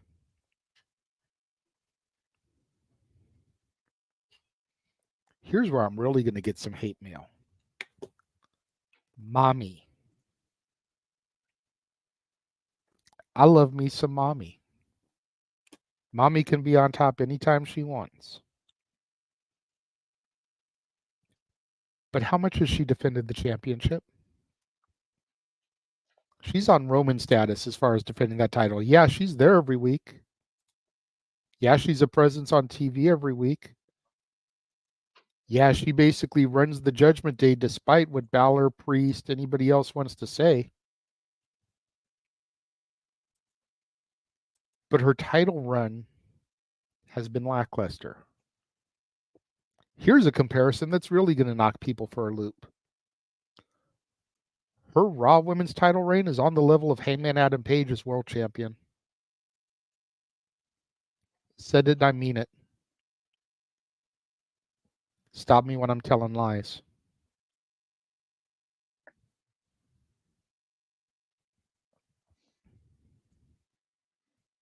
Julia Hart is on the cusp, but just not there yet. Just on the edge of greatness. There's something missing. Can't figure out what it is. But once she figures it out, she will be a superstar, and watch out. That leaves the EST and Timeless Tony, in my opinion. Bianca held the championship for 8 months of the year? Losing it at SummerSlam, which was beginning of August. Toni Storm, ever since she's been on this alteration in her gimmick that has turned her timeless, has arguably been the greatest thing that there is about AEW TV on a weekly basis. It's just so good. I'm a little bit surprised, not going to lie, that Jade Cargill isn't on here, considering her dominance in AEW and how big of a deal WWE made about signing her and making sure she was visible on TV and everything. I know she hasn't had an appearance since Halloween Havoc. But still, the fact that she reigned as champion until May, was it Double or Nothing in May? She lost the title to Stat? Sounds right. Sounds right, yeah. Then had that rematch about a month later. And then came to WWE. Like, I'm surprised Jade isn't in here over Julia. But again, much like I said, as far as the males, when I think of superstar, I think of not just in ring, out of the ring. Bianca's got TV commercials. Bianca's the one that's got the Divas of Compton up there with her dancing on WrestleMania. Bianca's the one doing all the goodwill, giving back to the community, going to baseball games, football games, media appearances, the SB Awards. Bianca Belair, for me, is the female superstar of the year, with Tony coming in a very close second. I agree with that. For the record, 17 matches for Jade this year, 16 on TV. None between Double or Nothing and that Rampage where she came back and lost to Jade again, and nothing since. So that's why she's probably not in there. Hasn't been on a televised match in over half a year.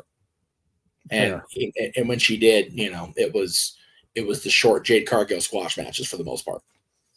That's fair. But again, her presence cannot be denied. And 2024 will be a whole different conversation. But yeah, I was going for Tony a lot in this category. And then I went back and rewatched and remembered, Bianca's year. Yeah, she was gone for a little bit.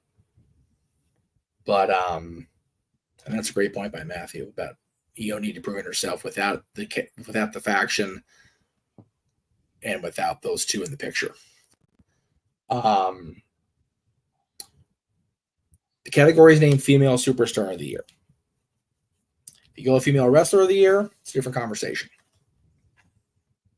And I understand that, Aaron doesn't make the distinction when he names these awards, but there is a difference. Mm-hmm. There's a reason Promotion Illustrated calls it Wrestler of the Year and Woman of the Year. They're also the same thing as far as wrestler versus, superstar. There needs to be clear distinction. I've been saying that to him for years, but again, I am just but a cog in the wheel. Fairly large redheaded cog at this point, about 20 years down the line. But it's hard to deny, even now. How long are we waiting for Bianca to hit that voltage switch? It's like, you know what? I'm done with this bullshit. This treatment like this. My hubby seems to have gotten the message, and they're starting back on the right path. Maybe she needs to flip that switch. Maybe 2024 will be a different conversation for both Jade and Bianca. Maybe teamed with or paired against each other.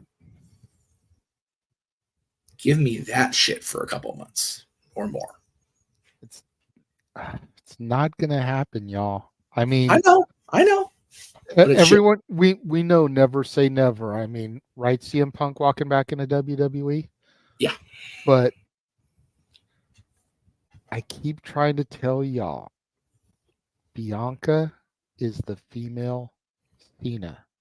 You turn her heel, and you lose that entire demographic that they have built with these young girls, especially the minority and African American demographic that want to be Bianca.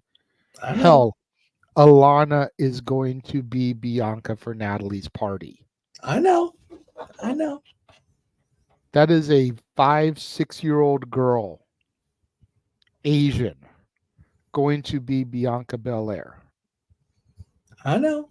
You lose that if you pull that trigger. She definitely is the female understand Cena. that. She definitely is the female Cena. And the thing is, her husband in that group they're getting cheered anyway. So what would be the point of her going heel? Seriously. You turned the Street Profits heel, and their heel turn lasted about as long as Rey Mysterio's heel turn in WCW when he joined the Filthy Animals. Yeah. So I'm about ready to start a count and see how many times the Street Profits and Lashley turn heel and face over the course of the next couple of weeks. Going to start getting a Big Show tally. The question is will it rival Jeff's Pictures with Mickey Mouse tally? No one's touching that. That's Goldberg streak level as far as numbers. And no, I'm not exaggerating, people. On my Goldberg streak, I'm not exaggerating that number. It's damn near 200. Okay, jeez. I'm a fan. Cast member or not, still a fan. Yeah, see, I think Jade as part of the faction is more believable. I don't disagree with that. But it's not going to happen with Bianca. I'm not At saying least not until the well dries up. I'm not saying Bianca needs to fully turn and or join Bobby and the Profits. If she's not going to fully flip the switch, she definitely needs to flicker it. Because something's not happening. Something's not clicking.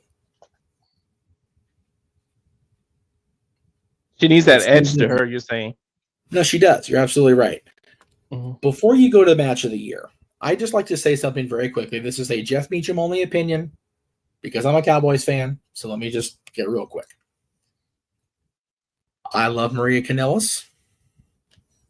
I've been openly critical of the Briscoes. May Jay rest in peace even now. But the Cowboys were dim boys before I think either Briscoe was born. Get the fuck over it, Twitter. Seriously. Carry on, sir. Yeah, for me, it's a thread on Twitter, for fuck's sake. I'm with you guys. It's got to be Bianca. If Tony had this timeless Tony since January, like since the beginning of the year, it would be her for me. But it's just so recent that I can't give it to her. No, so I go Bianca. Yeah, I completely agree with that, and I feel like they fumbled the ball in Hollywood. They had that golden opportunity to utilize the legitimate Hollywood backdrop for vignettes and shit, and they failed. Yep. And you can't really tell me that it was because Tony didn't have the money or the resources to tap into it. It's bullshit. Yeah. Yeah. After Like, the come shit on. you can do for free. Go into the Hollywood sign, free. Walking the Walk of Fame, free. Hollywood and Highland, where the Oscars are held, free. Jesus. Universal Studios, going inside, probably would have cost them a few bucks. Outside, where that globe is spinning, free. They had such opportunities, and they fumbled big time. If they had capitalized on the Hollywood backdrop for Full Gear, I might have given it to her, even with as short term as she's been timeless.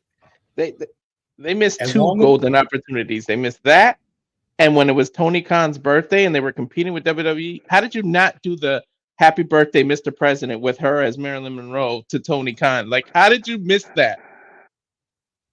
Yeah, they were here all week, Jay. I know, because we were talking about which events we were all going to go to. Mm-hmm. Okay, I ended up where I ended up. People ended up where they ended up. There's a lot of Hollywood they could have covered in the week they were here. Yep. And they chose not to. They did, and I think that is what ultimately will cost Tony Storm this fan vote.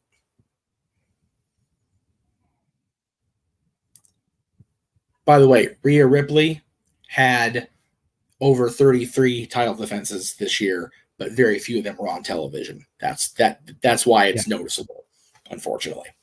She did defend the title quite a bit. It was in darker house show matches, and the matches she had on TV were pretty much dog shit. When you think about that match with Natty, that wasn't even a match. When you think about Zoe Stark, I think, was the one match other than the 5-way victory she had in Saudi Arabia. It was like, all right, this was good shit. But can you think of anything on television in a defense beyond the 5-way in Saudi Arabia and the match with Zoe? You kind of went, wow. No, that's the problem. And again, we're not trying to talk about match quality over, overall presence, but a champion, part of a champion's presence is defending that title and showcasing the fact that you are a champion. Right, Roman? Mm-hmm. Rhea just didn't do it for me as a champion this year. Had she won at WrestleMania and then been defended on the regular, different conversation. And the main event of the year-end awards, but not open mic night. We still got 2 more topics to discuss. Jesus Christ, we're going 2 hours. Match of the year. Okay, this goes. The nominees are the 60-minute Iron Man match between Bryan Danielson and MJF from Revolution, the triple threat for the Intercontinental title from WrestleMania, Ospreay versus Omega from Forbidden Door, Danielson versus Zack Sabre Jr. from Wrestle Dream, Ilya Dragunov versus Carmelo Hayes from NXT No Mercy, and Full Gear Texas Death Match Swerve versus Hangman. Okay. Swerve versus Hangman is getting the fuck out of here right away. That wasn't a match. That was a fucking car wreck. Yeah. That was a televised bloodletting. That was a legitimate match can go fuck themselves. But okay, again, it's my opinion. No, I understand that. But are we talking about, rating the technical masterpiece of it, or was it a spectacle? Was it a match that made everybody talk? No. Okay. It made me want to go in the bathroom and vomit. Me too. Watching them drinking blood out of each other. Yeah, that was. Yeah. Anybody that thinks this was a legitimate match can go fuck themselves.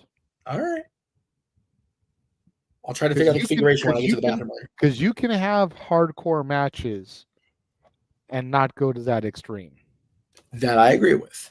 The dog collar match as a prime example. Yep. No, I don't disagree with your opinion of the severity of it. Just playing devil's advocate, guy. No, I'm not playing the guy in the mask because I can't fit. I'm too fat. Plus, I think it's only here as a recency bias. It was like 3 weeks ago. Yeah, it's true. Likewise, unfortunately, as amazing as Danielson and MJF is, I don't remember a whole lot about it. It was so early in the year. And that's a problem because everybody's saying it's the greatest Iron Man match of all time. And it very well could be. I'm not willing to dispute that one. But I can't really remember a whole lot of it.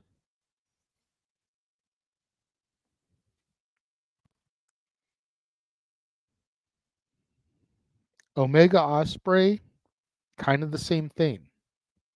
I remember it being good, but I don't remember a whole lot about it. That leaves me with the WrestleMania Triple Threat, Danielson Sabre, and No Mercy.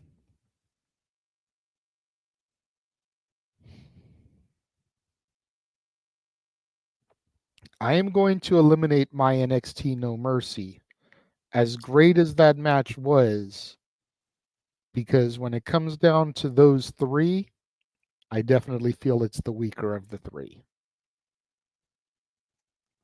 But the fact that it held out that long for me definitely shows what I've been saying, and people need to stop sleeping on NXT. Those two had a banner.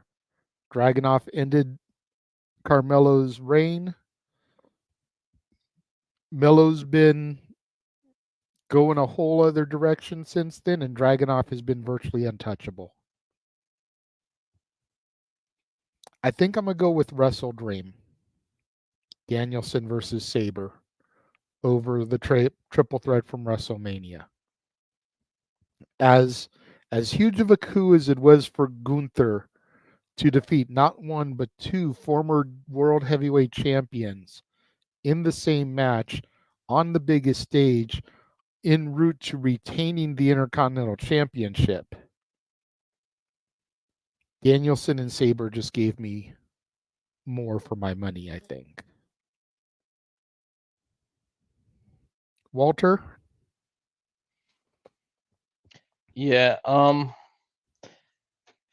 the Swerve and Hangman, yeah, that's just like I don't know how the hell they got up there. Yeah, you're right, guys. It's recency bias, and it's just maybe that might have been Mick Foley's type favorite match, but not our shit. It's just nope.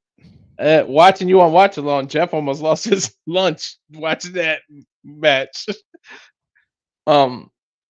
It's like, No as mercy. much as I joke about wanting to barf over the coverage that Charlotte did, I legitimately wanted to hurl with that match. Yeah, there's like vampire drinking blood stuff. Just it was just bloodbath. That wasn't really a match as much as it was a fight. We could put it like that. That resembled like some weird bar room fight that just went too far. WrestleMania match was a banger, but it's the stage. It's WrestleMania, but it just maybe if that had been WWE Championship and not the IC title, it could have been up there more for me because the three men involved, they're awesome. It was a banger, but I'm glad Drew got his credibility back. But after singing and doing what he did in England, he lost a little bit credibility for me. So like beating him after that in WrestleMania was like, oh well, who is he right now? After he lost to Roman in damn near not his hometown because he's from Scotland, but damn near his home continent, we'll say. And then sat there and sang with a boxing champ and just ruined it. Like again, we all have our theory that wasn't supposed to be aired and somehow it got aired because I really feel like that was not supposed to be on TV because you really ruined Drew after that. Mm-hmm. But I gotta go with JJ. It's got to be Wrestle Dream because them two went at it, and that's technical wrestling at its finest. And you, me, Noah, we all love technical wrestling, and it's like. These two went at it, and anytime, I almost said Daniel Bryan. Bryan Danielson is involved. You know you're going to get a hell of a match, and just look, he has two of the nominees in this category alone. So you can't deny Danielson. It's got to be that Wrestle Dream match. It just does it for me. Those two had a hell of a, and I'm not the AEW guy. You guys know it. So for me, this is hella praise for me to. Put this match as match of the year, but Danielson was the guy, and then Ospreay they just did it. They did their thing, and so I got to go with you, JJ. It's hard to argue against it. Jeff, first of all, let me say kudos to our boy Brian for being on here twice. Absolutely, love our boy Brian Danielson. No secret there to the multiverse on us. For me, match of the year comes down to matches as much as it comes down to story. One of these matches had an unbelievable story to go with the match. The other match was a Meltzer popper, but no real story behind it other than that's the reason why, because they knew it would be a Meltzer popper. For me, it comes down to the Bryan's two matches, and that's not a bias. That's just how good they both were. And if I'm being 100% honest, as much as this is going to make me want to get out the sunglasses and put on the purple NoDQ review shirt, I'm going with Danielson and Max over Danielson and Sabre Jr. The story behind it made it as important to me as the match itself.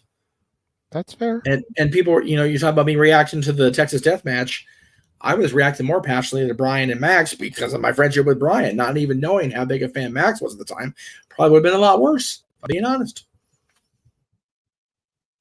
But Bryan and Max set the tone for the year. I will be very surprised if Bryan and Okada don't set the tone for 2024 and walk out of there and pull Shawn Michaels and go, okay, the rest of you 362 days follow that. Or 300, God damn, I can't do math today. 362 days, y'all follow that shit. They're wrestling on the 4th day of this coming year. Yep. And they will set the tone. With all respect to New Year's Evil, Wrestle Kingdom and Okada Danielson will set the frickin' tone. And it's because Bryan Danielson, almost 10 years after he was told no more, is still having matches like this. The guy, if he's not the greatest pure wrestler of our generation, thank you. Oh my God, it's so disappointing. Yeah, I agree. That was a damn good tag team match this year. Again, you can't say it's a no DQ bias against AEW because half the category was AEW. More than half. More than half. 2/3 of it was AEW this year. It just, again, I think the shock of the Texas Death Match overruled anybody's competent AEW mind. I'm not disagreeing with you that it was just too damn much. But for some people, that's what it is. That's professional wrestling, damn it. It's like, no, that's bloodletting for the sake of bloodletting. That's unnecessary. Yeah, that's However, garbage. It is. It's garbage. And I think that if they toned it back just a smidge, it wouldn't even be an argument. No. Honestly, I probably would have been okay with it if he hadn't drank the blood pouring from his forehead. That was what really killed me for that match and took me out of it. Yep, I agree. If I'm being honest. Yeah, it was. I could have dealt with everything else. Yeah. There comes, and JJ, you and I talk about this and our lives outside of this window. There's a line you don't cross. There's a stuff you don't drop in the living room and scare people when they're trying to tape. That line was crossed with Swerve and Adam, unfortunately. Yep. But yeah, Bryan for me was just match of the year guy. What a surprise with Bryan Danielson, right? If he's not the greatest pure wrestler of this generation, yes, AJ, I'm even talking about you. I don't know who is. I don't. Well, we got through 2 hours talking about the NoDQ.com Year End Awards. I'm surprised we did that as much as we did, but we've still got a long way to go, guys. We've got 2 more pretty meaty topics, if we're being honest here. Yes. We're going to take another quick commercial break, and when we come back, we're going to get into our thoughts as to who MVPs are for the maiden companies. We will be right back.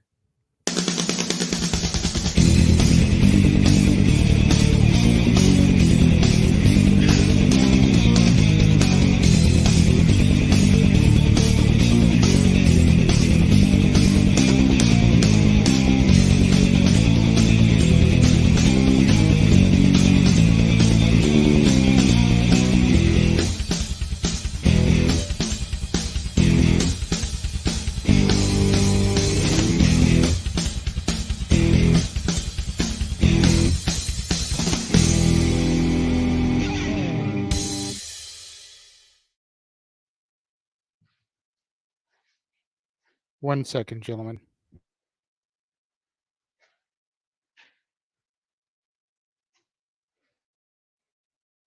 Go ahead.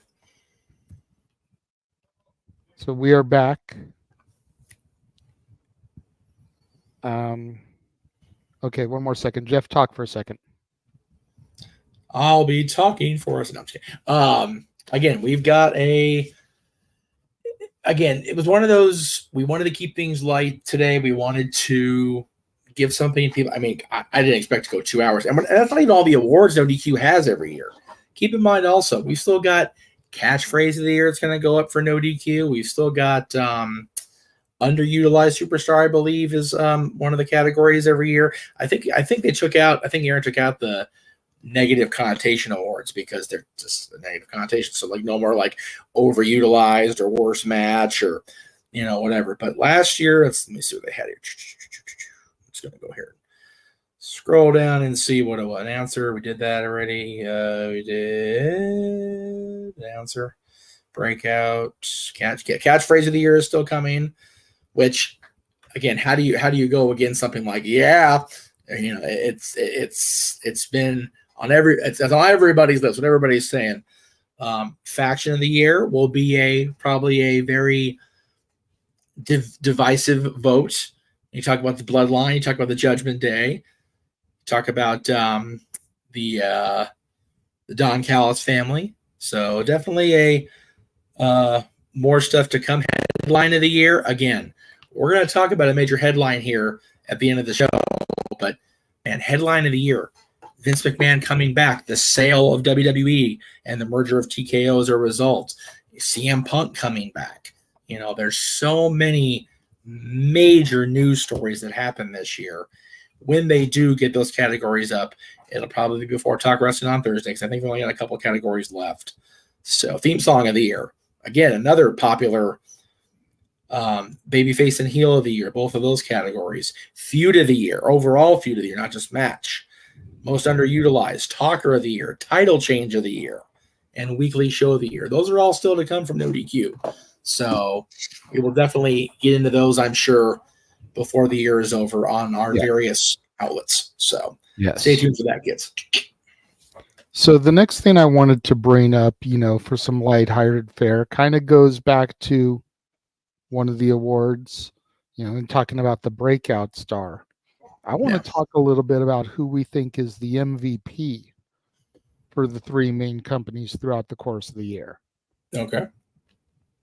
We're not going to break this down and include, Ring of Honor, NXT. We're not separating WWE into Raw and SmackDown. It's just WWE, AEW, and Impact. Okay. Who do you feel are the MVPs for the three promotions? Walter, I'm going to go to you first here. All right. Believe it, I got, people might not agree with my TNA one, but for female, it's Trinity. Like her matches and everything, how she just popped into the company and fit right in, and we all know they have the best women's division. But for male, it's B-Ball Mike for me. Like, his matches have been awesome. Everything he's done, and people, like, I hope it becomes his year next year. Like, and I see him carrying the TNA World Championship, because he deserves it. Some of those matches, just the moves he does in the ring. Now, for AEW, how the hell do you not pick MJF? Like, MJF has been, and this isn't a Jeff Meacham network because I'm part of it and everything biased before people accuse it, but MJF has been involved with so many storylines. It's just, he's put that company on his back. Literally, he said it. Like, who else? He said it in one of his heel promos, like last year. Like, I put this company on my back when he left or whatever, before the whole devil situation. He was like, no one has put it on my back like I have, and it was true. And some of the best promos have truth mixed in it. So MJF has had it. WWE is a little harder because you got Seth Rollins, who's pretty much had Raw on his back the whole time. You could say Judgment Day as a unit have been the MVP, saving things, involved in everything. Cody Rhodes, like you said, outside the ring, inside the ring, he could carry. WWE's a little hard on that one. So for females, maybe Rhea, because the whole thing with Mommy and Dom has just been awesome on TV. So Rhea for women, and then men. Man, you got so much. You got Gunther, you got Seth, you got. I'm gonna say Seth. He's just been the most consistent. Made that new world title feel like it actually means something, because we all were like, it's just an alternative to Roman's title because he's not there. A lot of us, and myself included, have doubted what that title was gonna mean. And Seth said, hold my beer, and just put on these matches, and he made that title. Yes, he's had rivalry like Nakamura and people we didn't believe would beat him, but damn it, he still has made that title feel like it's not second to Roman. It's right up there equal. It's the Raw title, the one that people should be gunning for. And then now you got Punk coming back, and if he goes for it, it's going to feel super important now. So I think it's hard to argue against Seth. There are other people because you got Cody and all these people, but it's got to be Seth for me because he's been in there week in, week out. It's Seth. Okay. Jeff? Oh, yeah. It's again, it's hard to argue against Max and AEW. I mean, there's just no way around that. He's been the consistent presence. He's been wrestling every kind of match, doing every kind of story, getting himself in shit whether he means to or not. And often Max does mean to, but sometimes he actually doesn't. For Impact, this one's harder for me. It's probably going to be a little bit of a hot take, but the most valuable player within Impact Wrestling is the man that has led the way. I'm going to go with Scott D'Amore. Scott D'Amore has led this company at a time where the general wrestling public does not give a shit. That's unfortunate, and I think that will change with TNA rebranding. If I have to pick wrestlers, Motor City Machine Guns. These guys have been on top of the heap as singles champions all year, for the majority of the year, excuse me. They've been consistent as far as the E. My goodness. Lots of choices.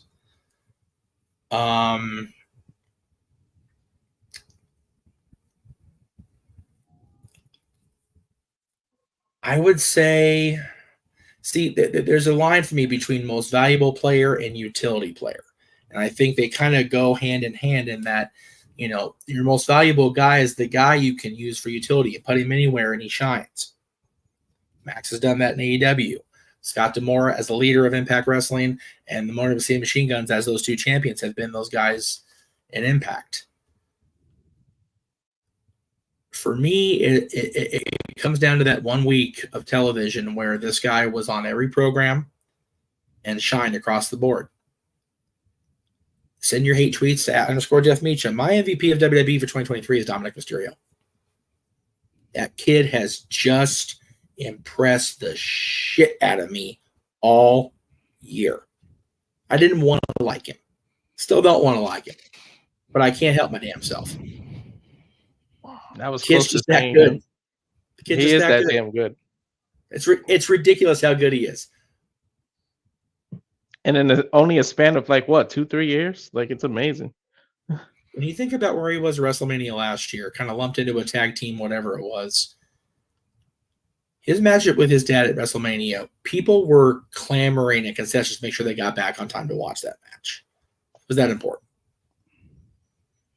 I was lamenting myself for the fucking beer line being as long as it was. I just want to watch this match, and these beers aren't that cheap. Can we? But I know if we got a line and never get back into it. SoFi Stadium, I'm throwing that shit out. Tom's been just, you put him on Raw, he'll work with anybody. You put him on NXT, he's worked with everybody. You put him on SmackDown, you put a mic in his hand, he's gonna get a reaction. The poor boy will not even be allowed to speak. That's getting X-Pac heat without actually wanting him to go away. That is a utility player. That is a valuable commodity on your roster.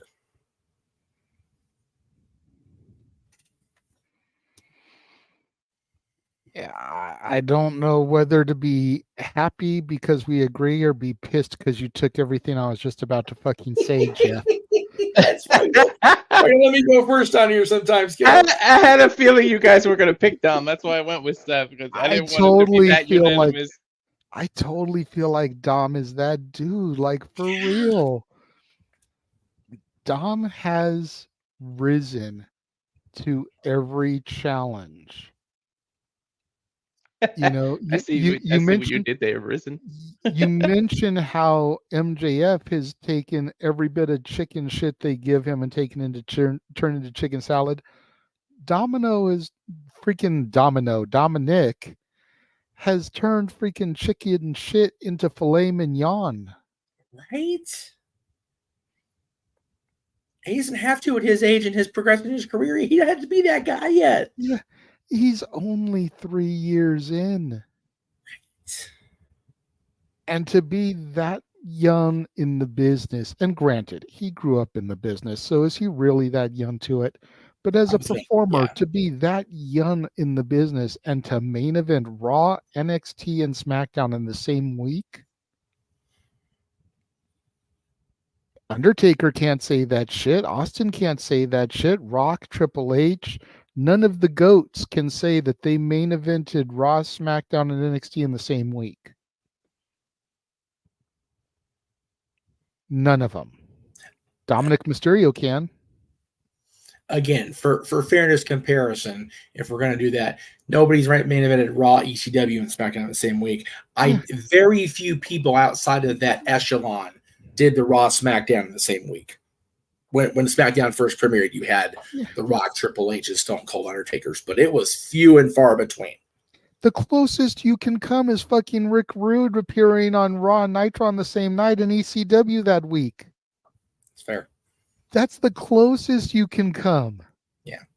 And how long ago was that shit? We won't talk about it because I don't want me and Jeff spine to curve.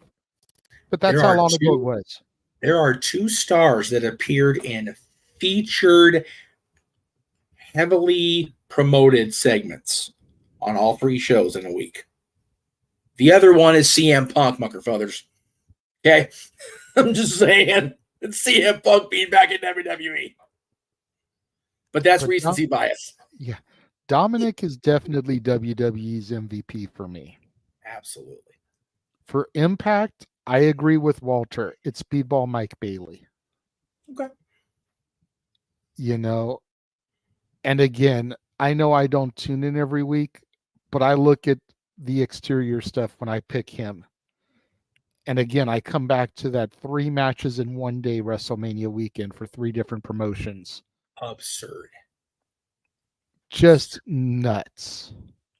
For the women for Impact, I'm sorry, Walter, I disagree with you there. I go with the virtuosa Deonna Purrazzo. Yeah.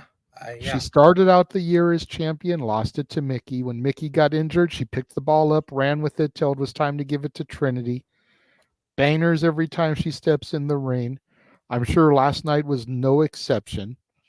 Nope. Contract expires in 21 days, and she's going to explore free agency. But with what we're going to talk to in our main event, how long will she be exploring free agency? And could a deal with the other side be coming sooner rather than later? I still think the odds are that even if she is going to explore free agency, doesn't mean she can't make a one-off appearance in the Rumble. Just to see what that response is when she comes out. Like I said during the pre-show, Jay, there is unfinished business with her in Hardcore Country. And Mickey's husband runs SmackDown. Mm-hmm. And by the way, Walter, I did mention Alex Shelley and Chris Sabin as if I have to pick a wrestler, not go with Scott D'Amore. So I did pick. I know. I meant pick though. Yeah, those guys are. I mean, again, you talk about Bryan Danielson. Those guys should not be competing at the level they're competing at as far in their career as they're going, and they're the world and X Division champions. Yeah. Jesus Christ. Over in AEW, you know, you can tout Max all you want, and that's great. Oh, okay, hang on. But again, I think it comes back to Orange Cassidy. Okay. What he did with that international championship this year,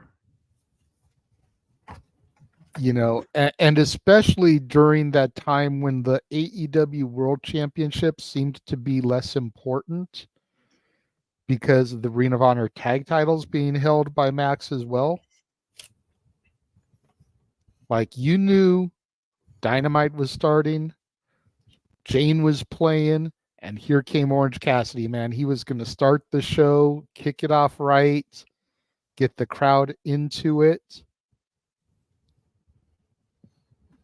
People may say what they want to say about him being goofy and pockets, but you can't deny the fact that Orange Cassidy had a hell of a year and deserves that MVP status for AEW, in my personal opinion. The female side of things, and I hope Noah watches this back. I really do. Because I'm going to give it to his girl, Statlander. With everything that was going on in the main women's title picture, which the fucking AEW Women's Championship is bounced around about as much as the WWF Championship in 2000. But with everything going on in that picture, man, Chris Statlander took the title from Jade, kept it stabilized, passed it to Julie when it was her time, and with everything that could have been crumbling around them with Jade's departure, she just stepped right into that column and, four pillar, if you will. She held that division up, was going to refuse to let it fall around her. Tony made a decision to wait for her to get healthy and get back, and she was going to show him that it was the right decision to make.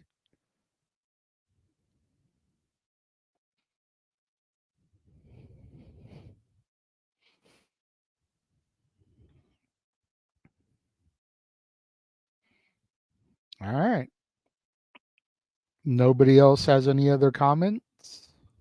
I'll just say Christian gets an honorable mention for AEW. Yes. I don't think he's the MVP, but he definitely gets an honorable mention. If Christian had been running on this level from January 1st, exactly, he probably would very easily have been my pick. Mm-hmm. But he didn't really get this ball rolling until Luchasaurus won TNT Championship. Yep. Which was June, I want to say, so mid-year. Yeah. Christian Cage won the championship in June. Yes. Ha ha ha. We play the ha ha for Noah, but damn it, let's be accurate when we're trying to actually talk about awards and shit. Well, if we're going to talk about awards, hell, we should have a Father of the Year award on both sides, both this category and the previous category. Christian Cage wins hands down, by God. Absolutely. Ask Shayna Wayne. But yeah, I mean, if Christian had been on that roll from before the point where Luchasaurus won the title, I think it would be a fair assessment. But Orange Cassidy, man, has just carried the division in the championship. And then when he lost it to Mox, which he never should have, they had to fucking fumble to get it back to him. Because they realized how badly they fucked up. Because Mox got injured. Then Fenix got injured. And then they had to get the belt back to him. And he's held it consistently ever since he got it back. We're in December. I'd say close to 10 months of this year, he's been that champion. It's true. So. All right. One more quick commercial. Take a look at the updated of all the upcoming PLEs and pay-per-views that are going to be coming up. Kicking off with Final Battle this coming Friday and all the way through the Bash in Berlin in August. And then we will get into our main event topic. Do not go anywhere. 3, 2, 1.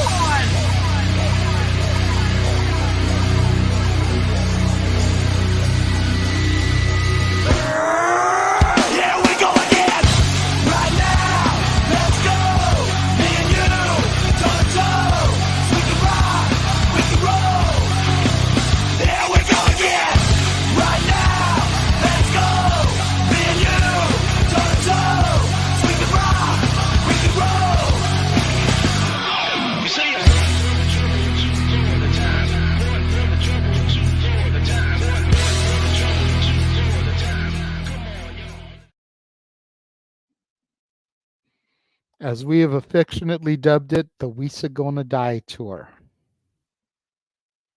all the wrestling, and sports entertainment. I hope I did you justice, Noah. A lot of sports entertainment graphics on that shit I had to make today. Lordy. WWE needs to just pump the fucking brakes for just 1 week. I beg you. Really? Just one? Just 1 week. 1 week. Let me be, Mucker Brothers. Let me be.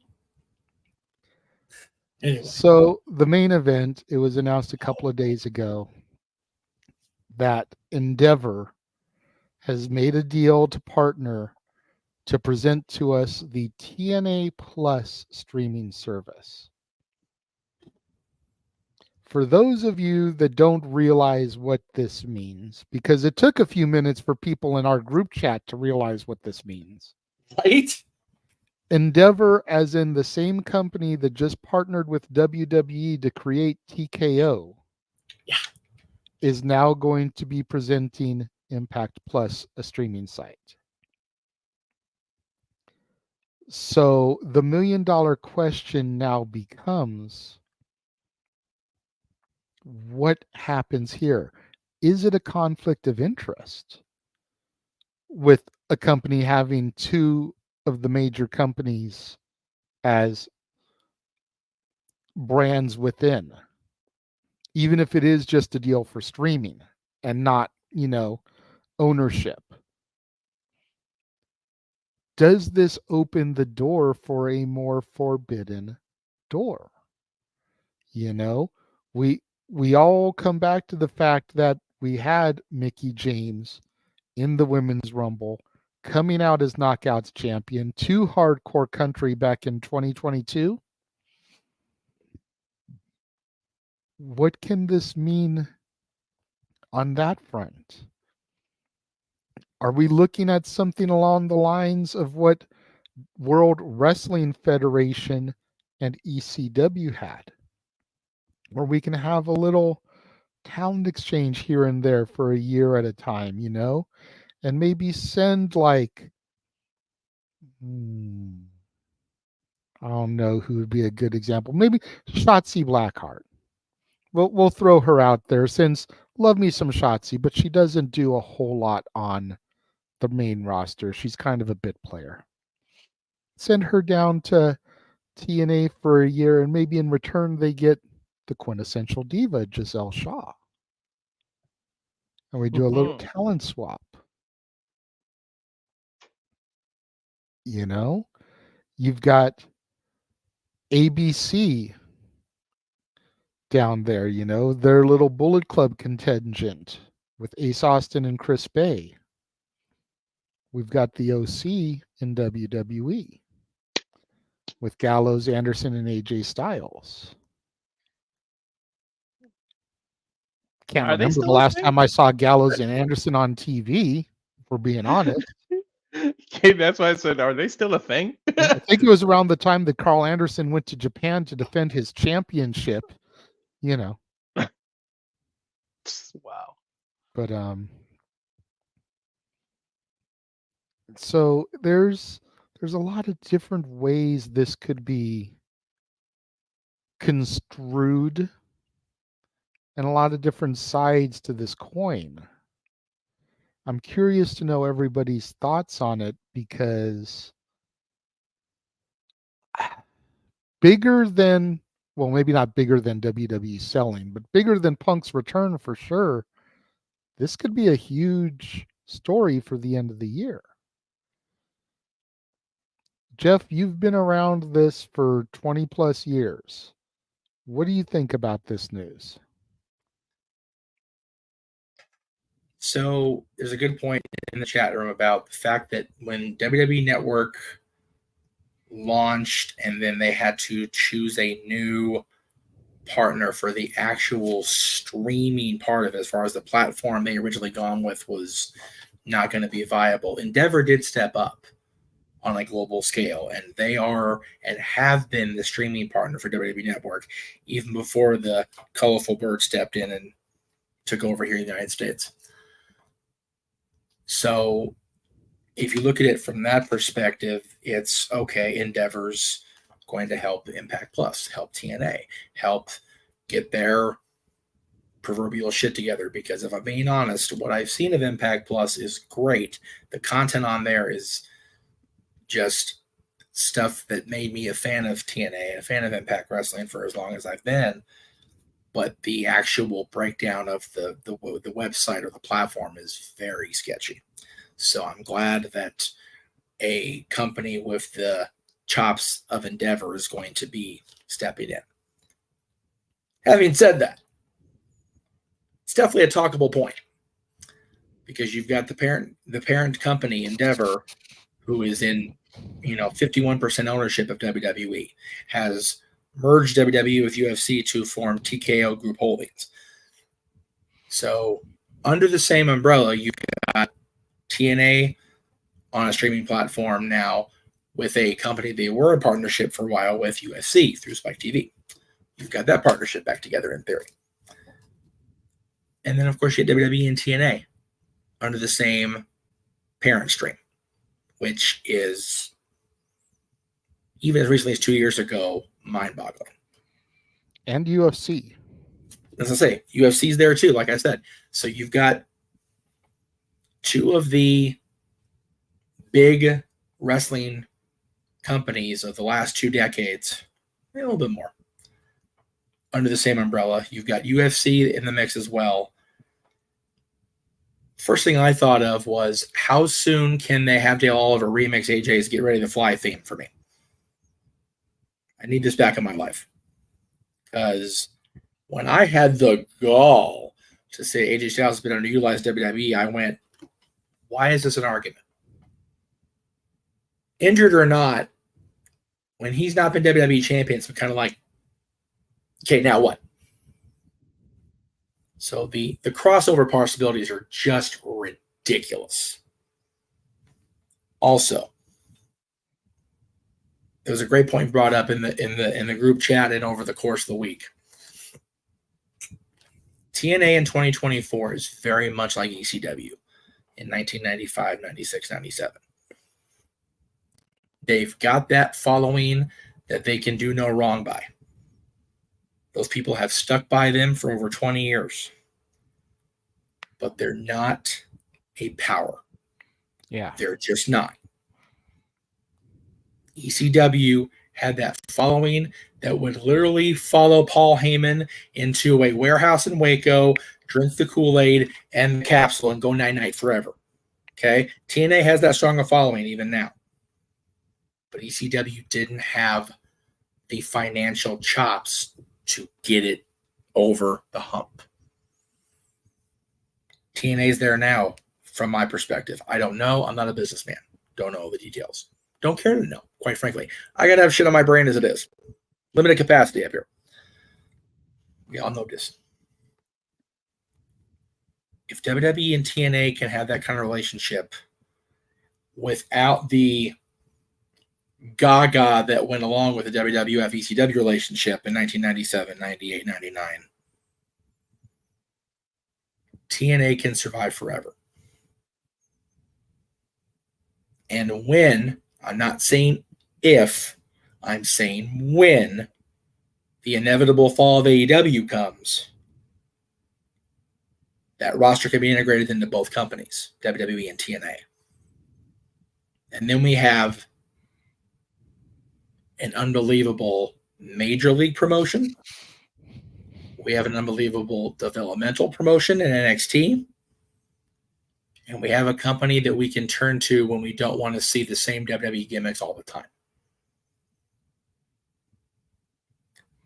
As a wrestling fan, as a MJF dub journalist, I'm not a journalist, Max, but I love you anyway. I'm here for every bit of that shit. Every friggin' bit of it. Because it gives me stuff to enjoy as a fan, and it gives me something to seek my typing fingers and my voice into on the regular. This announcement, this time of the year, as TNA gets ready to relaunch on a full scale, could very well be the straw that stirs the drink in 2024.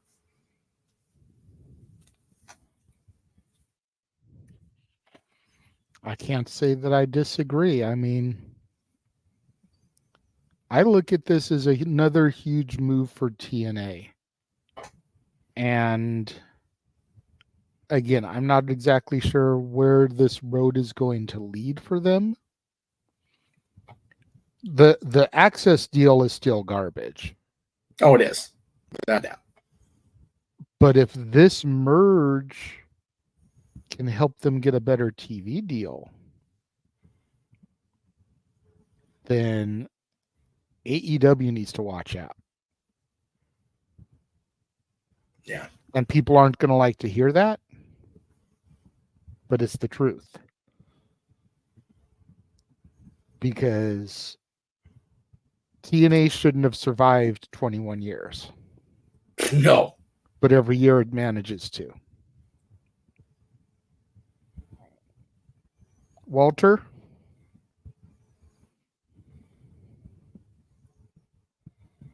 Yeah, we lost Walter. Oops. There he goes. I clicked the wrong button. Yeah, TNA is really that little engine that could. Just when you think they just keep popping back up. They're the Jason Voorhees of the wrestling industry. You think you killed them, and then boom, they pop back up. But in terms of wrestling news, this is the way you end a year. We had all these news. We got Punk, and now here comes this. And I mean, if you're giving me some roster mergers, give me Speedball Mike Bailey versus Carmelo Hayes on an NXT event. Like, give them some of that. Like, I'll take that I'll buy that for $1, as they say. Like, geez. Like and then you just mentioned that the remixes of the music, if they can own it. I made a joke like years ago that Vince would buy TNA as a joke, and pretty much this is the equivalent of it. Like, now you're under the same umbrella. Like, it's ridiculous. Like, I can't wait to see what it develops in. And maybe it is dangling the carrot in front of some networks to get a better TV deal, because now they see how important TNA is, that they got an Endeavor backing, and you got UFC backing them, and WWE's gonna have to do some kind of partner, whether it's business wise, music, own something. Hopefully, we can see some Impact people. Just imagine Trinity finds her way back to WWE because of this, and just smack some sense into Jimmy. Like, you need to be working with your brother. We all wanted her to be part of the bloodline. What if she's the voice of reason to say, stop this shit? You don't need to be fighting your brother. You guys are the Usos, and she's the reason they reunite or something. Like, there's so many possibilities. Like, see, my only concern with something like that, though, is how many people went to both AEW and Impact to get away from WWE, to try to find their own way and prove their own worth. And then for, something like this, to Safet's point, if Endeavor buys TNA and merges it kind of into the surroundings, how many of those talents are going to be happy being back under the WWE contingent umbrella, even if it's not WWE, primary, and it's Endeavor who owns WWE. So of course, Vince and Triple H and Nick Khan have board positions. So their hands will eventually end up being in that Kool-Aid. You look at a guy like Bully Ray, a guy like Tommy Dreamer. You look at people like Trinity, who walked out of the company because the way that the women were being treated. Granted, Sasha walked out, Trinity followed her. But still, is Trinity going to want to go back? You know what I mean? Is Bully going to want to go back? Is Tommy going to want to go back? And then you look at some of the talents that Impact has, and then you think about the way the alliance was bloated with those bullshit talents.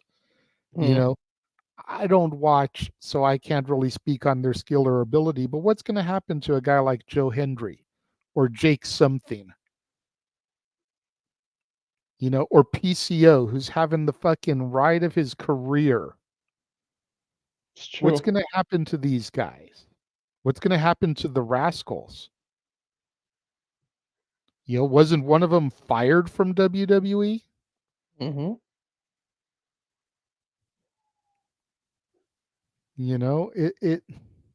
And I mean, granted, that same one that was fired is dating Gigi Dolan, so maybe there's the possibility of smoothing a bridge there, but it's just going to be interesting. What's going on, Matt? Good to see you. Thanks for joining us.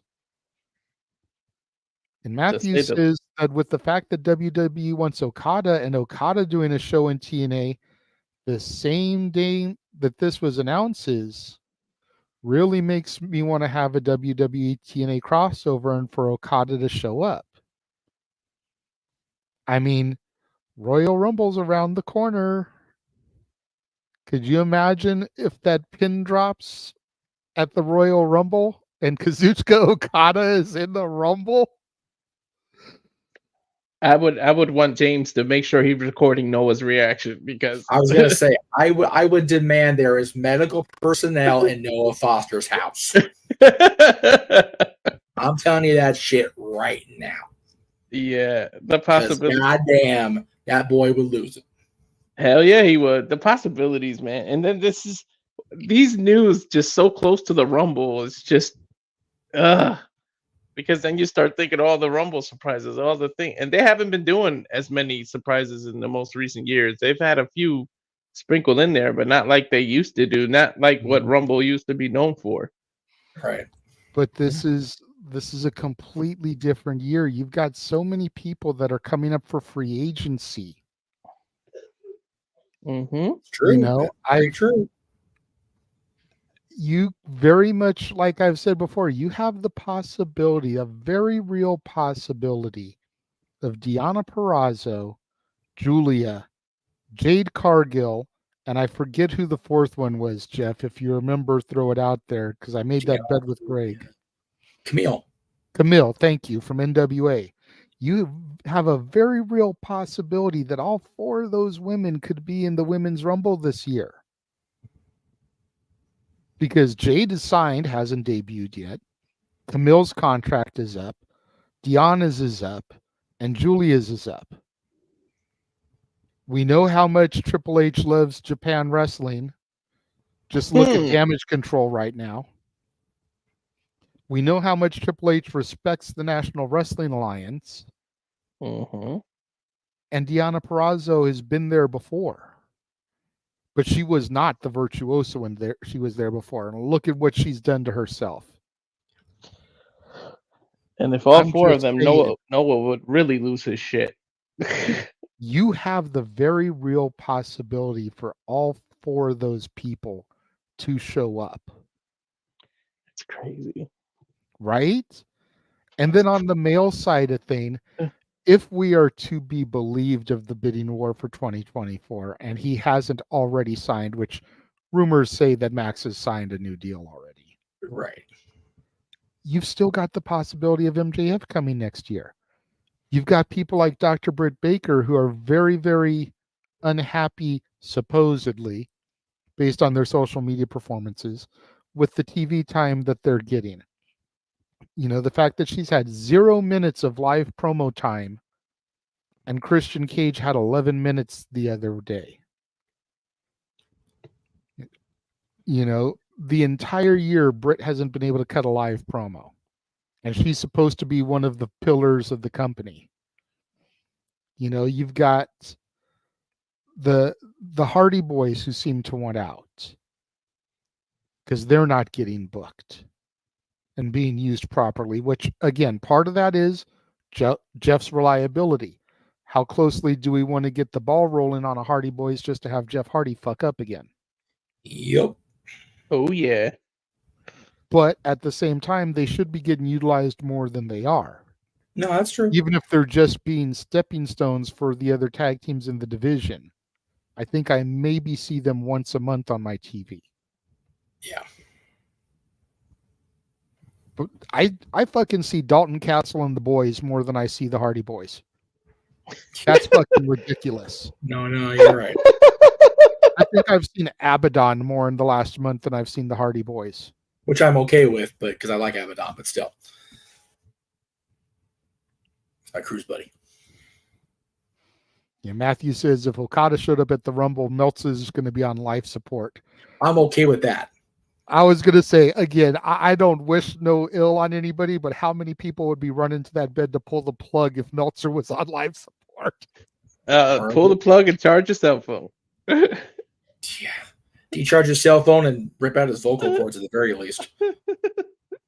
Break his thumb so he can't type. Dumbass.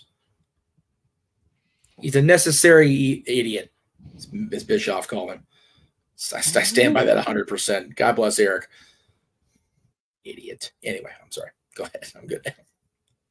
But I mean, it's just a weird world that we live in where the first time in forever, this is a very real possibility.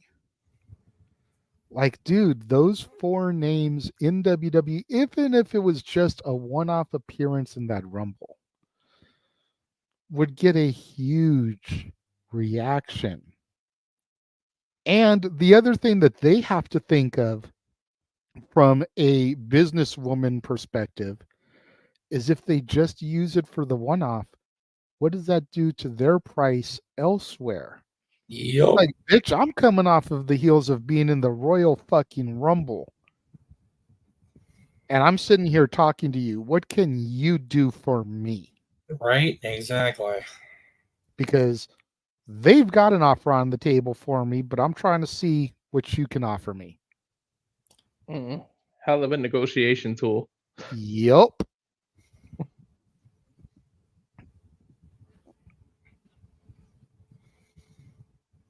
"2023 has been a hell of a year," and then we get this right at the end of it. It's crazy.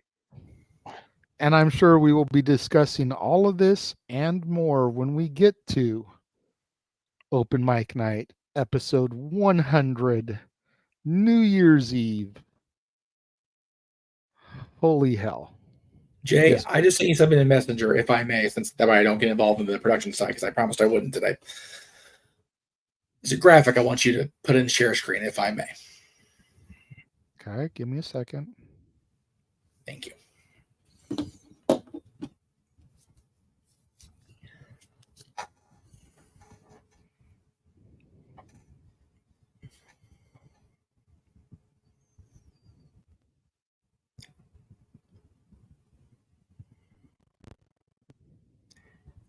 Not counting the Bleacher Report cost, whatever they're going to charge us for AEW each month. This is what we're going to be paying if we want to watch the wrestling on TV in 2024. Because Peacock Premium Plus is $12 a month roughly.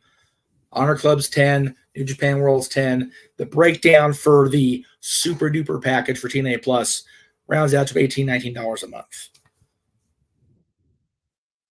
This is why AEW is in trouble. This right here is why AEW is in trouble on a financial point. Even though technically Honor Club is part of AEW. But Honor Club is a separate charge from AEW pay-per-views. True. This is why AEW, as a pay-per-view provider, is in trouble for sure. Yep. Because for roughly $50, you get all those pay-per-views and PLEs. And on that front, you get the entirety of TNA programming, because I'm pretty sure they're going to lump in that YouTube where you can watch it a half hour after the start of it into that TNA Plus package. If not, it's $1 on YouTube. So we're talking 20-ish instead. Okay. New Japan, you get the TV show, which I don't think is on American television anymore. We were talking about at my house having to break down the cable cost. I'll be like, I'll cover these. Y'all cover the rest of that shit. I'm good. Because I get my wrestling TV and everybody else pays for the rest of the TV. I can still enjoy it too. Shoot, you should make them go halves with you on Peacock, because that's all kinds of NBC content. Well, the basic cable package gets the NBC content everybody else wants. So, but you're right. But anyway, yeah. But for roughly $50 a month, you get every WWE PLE a month.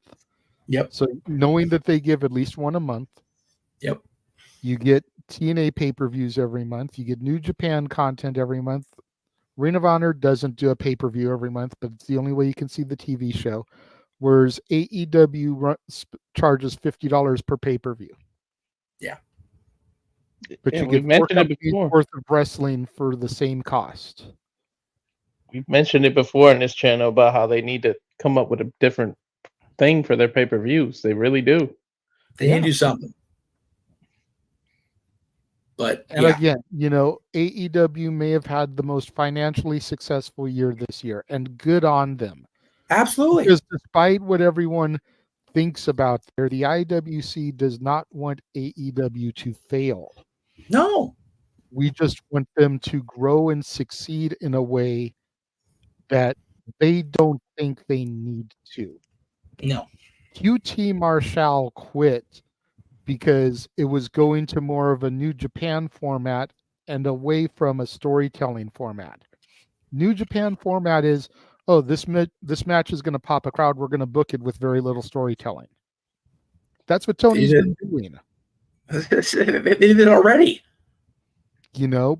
But there's been a little bit of storytelling going through some of the big stuff. You've got you've got the MJF Devil thing, you've got the Christian Father thing, you've had little stories here and there, but according to QT Marshall, it's gonna go to straight up, okay, I'm gonna put you and you guys are gonna fight. Yeah, okay, go have a match. Why are we doing this? You figure it out. That's right. You guys tell the story in the ring. Let the commentators do their job. And it's just like, but why do I care now? And that's been one of their biggest faults as long as I've been watching, and probably even longer. Yeah. And again, with this TNA thing, again, I don't know if we were clear or not. This isn't Endeavor buying TNA like Endeavor partnered up to buy controlling WWE. This is literally Endeavor providing a platform for Impact Plus to transition to their TNA Plus presentation. Yes. They have no, to my knowledge, ownership stock in the game. This is still Anthem running the company. Scott D'Amore is the president. They've got the same people on staff. So this isn't like the chairman of Endeavor letting UFC and WWE people run themselves still. Yeah. So anyway, I just want to make that clear, because no, you're spot on, because I don't think I did clarify that, so you're good. And there was some chatter in the chat room. I just want to make sure it was addressed without singling anybody out, because it'll be brought up later, I'm sure. So, I mean, depending on how successful the platform is, I'm sure the opportunity could always be there down the road. Yep. But again, would that be a conflict of interest for Endeavor to own both WWE and TNA? Depends how they break it down. And I say that because, again, the only reason WWE and ECW were legitimately kept apart is because of the nuclear meltdown it would have caused. And because my own view, nobody else's that I'm aware of, it was a Heyman pride thing, because he had been we're gonna do this on our own. We're gonna do this thing, and I hate WCW and I hate the corporate structure. Oh, but Vince can buy it. That's fine. Yes, no, it wouldn't have worked for the roster. That's fair. This is different world, different environment now. And I think the people can see that Scott D'Amore will still run TNA, that Triple H and Nick Khan will still run WWE, that Dana White will still run UFC. Yeah, we don't need another failed invasion story. Just keep it separate. Absolutely you could do not. That is so, Walter, I'm so glad you said that shit out loud. Like, I am not even kidding. And not yet. It's been over 20 years. It's been over 20 years. Like, and I get that. I think we could run that back and just do it right, because you've already got some of the seeds planted within the WWE infrastructure. I understand that.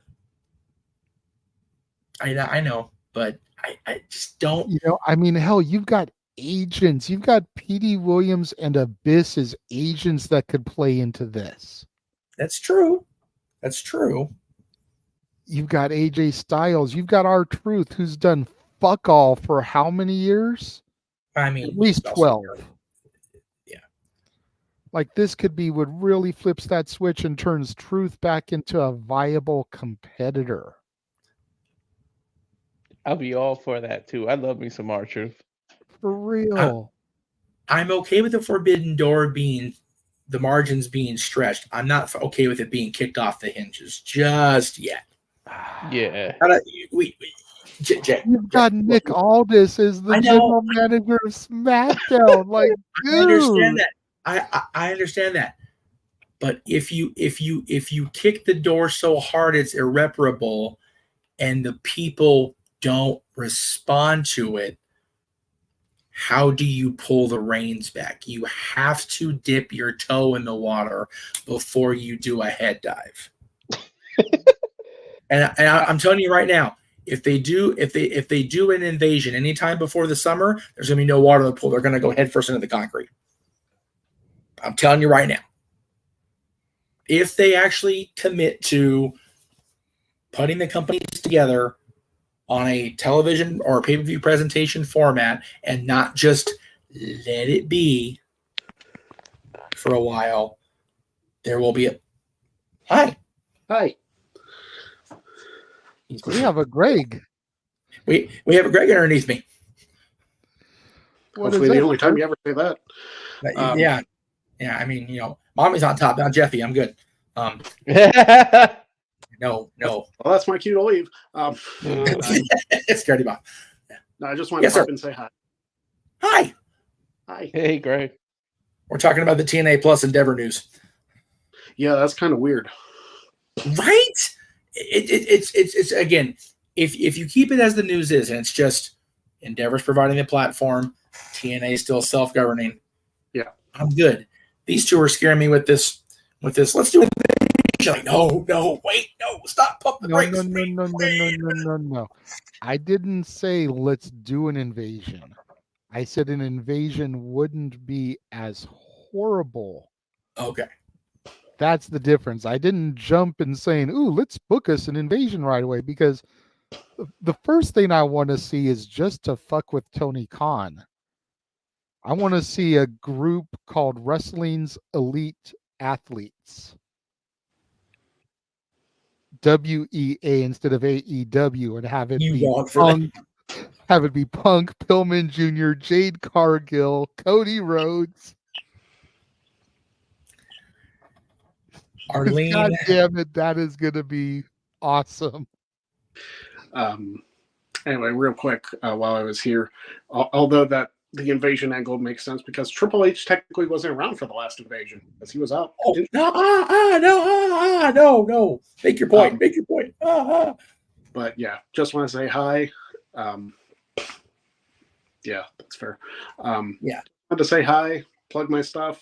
The Greg Cherry Show Christmas episode is going to be happening this Saturday, and we're probably going to be on open mic night later that night. So.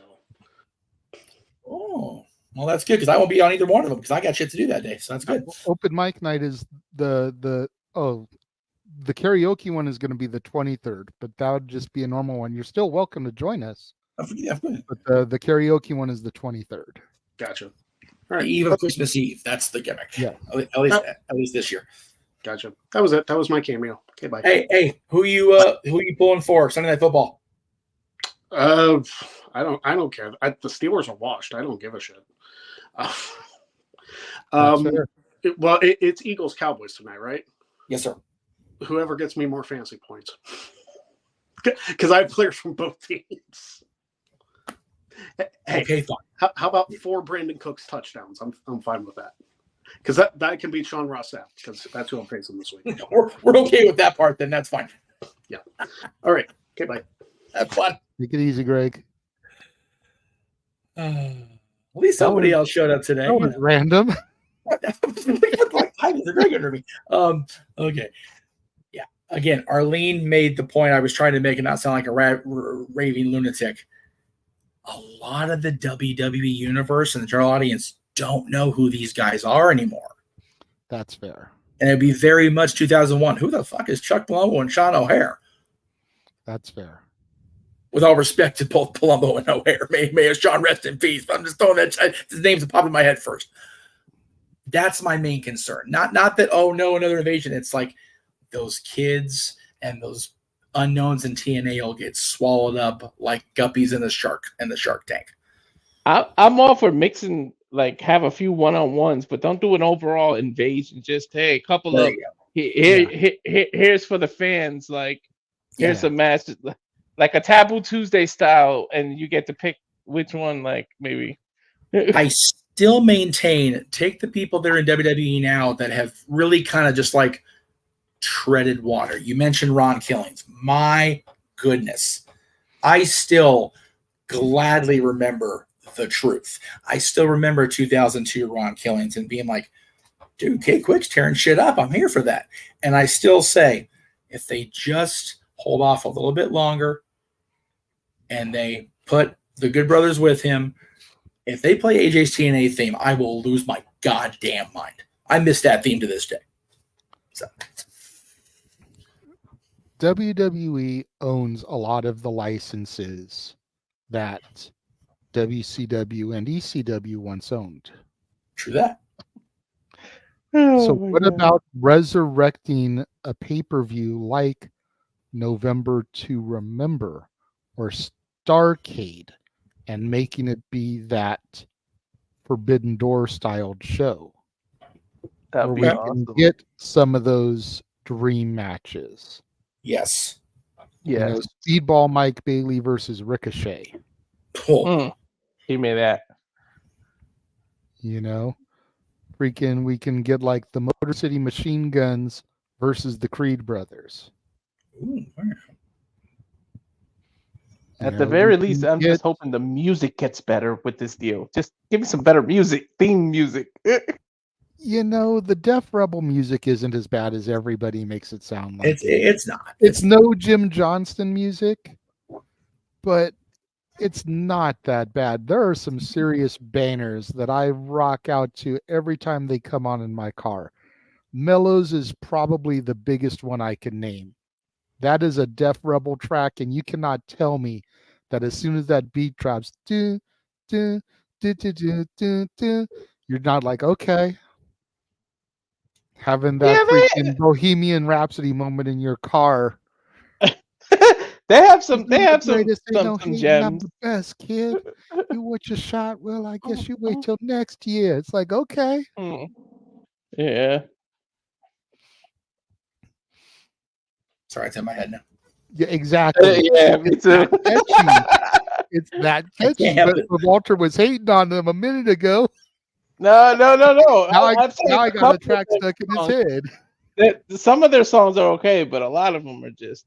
And you know, I say one thing about the Damage Control one is lame. Yeah. And it's not even when Bailey comes out and it's the instrumental. It's not that bad. It's the lyrics that are lame.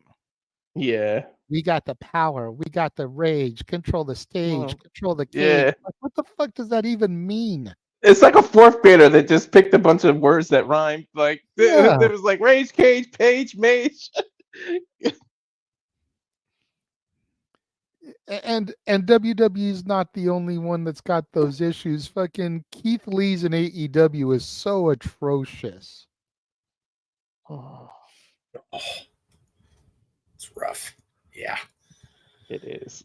There's a lot of rough ones, unfortunately, across the wrestling multiverse. Dude's song literally starts out with "out of the frying pan and into the fryer." It's like, okay, we get he's a big black dude, but what the hell are you talking about here? And it's like, oh man, like they screwed up. Oh my god, why can't I think of their names? Oh my FTR? God. No. No. DIY. Their music sucks. Yeah.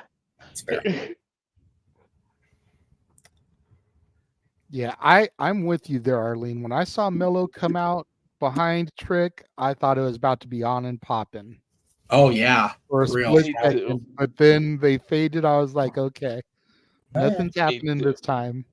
Me too. And off topic, I got so many matches wrong yesterday, but I'm happy. Like they do it. I sucked at predicting. I think I got 2 right, maybe. But I'm all for it. My NXT and I predictions day, but I ain't mad about it. Yeah, exactly. Like, cause deep down, I wanted Trick to win so bad. I just really didn't think they'll pull the trigger, so I picked. I think both those matches right. I'm here for Amy. Yeah. I felt like with the storyline progressing the way it was, like this was gonna be the reveal. Hey, me too. I'm starting to wonder if it's gonna happen at New Year's Evil now, so they can set up for the Vengeance Day. And the way you booked it makes so much more sense now because he's got all the momentum, and the only person that benefited from his attack is him himself.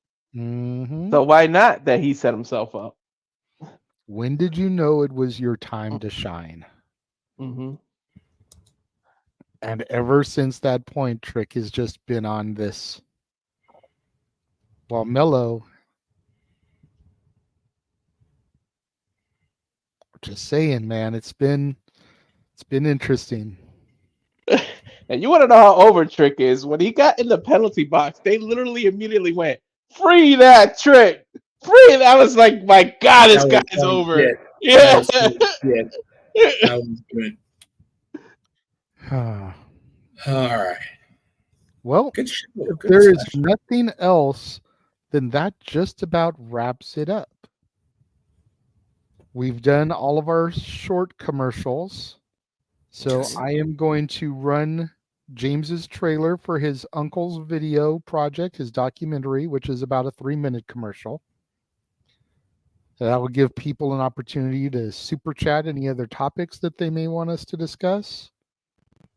And when we come back, if there's nothing on docket, then we'll just run through these plugs and get out of here. So we shall return.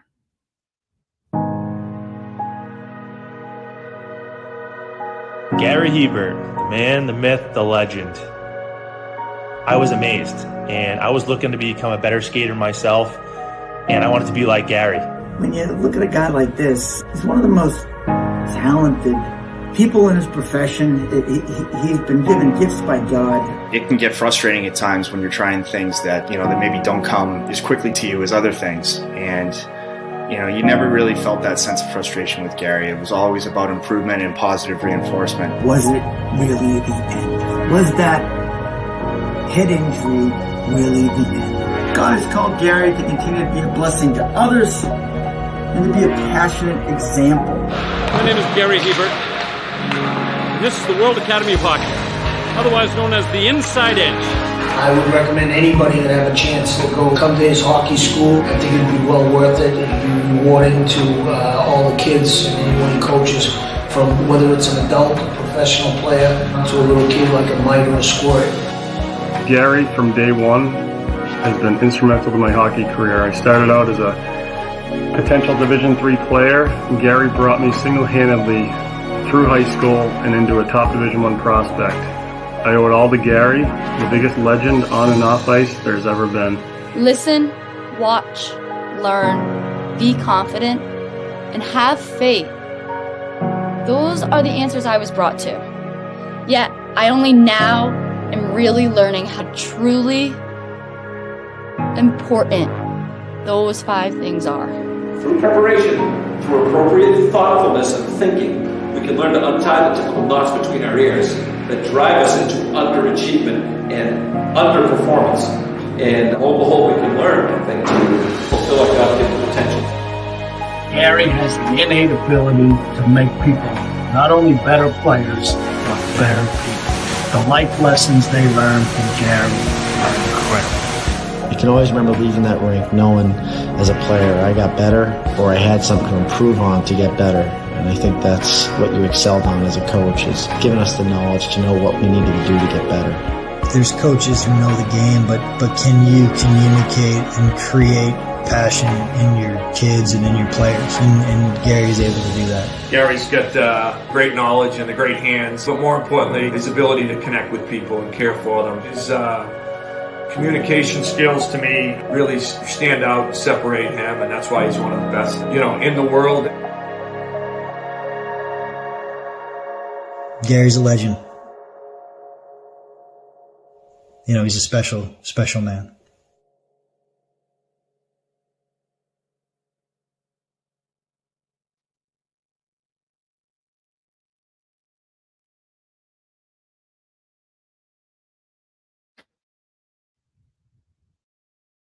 And we are back. Just a few other comments throw up here on the screen.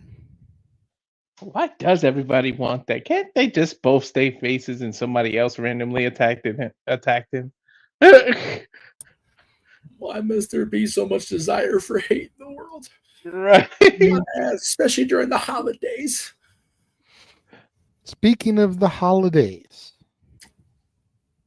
we will get to that just a second, but make sure you follow me on the socials. Renegade JJ Williams on Insta, ROWJJ Williams on the Twix, Casa D18 Studios on YouTube. Thank you to everybody that is currently watching. Make sure you tune in every Monday through Thursday for the love of wrestling.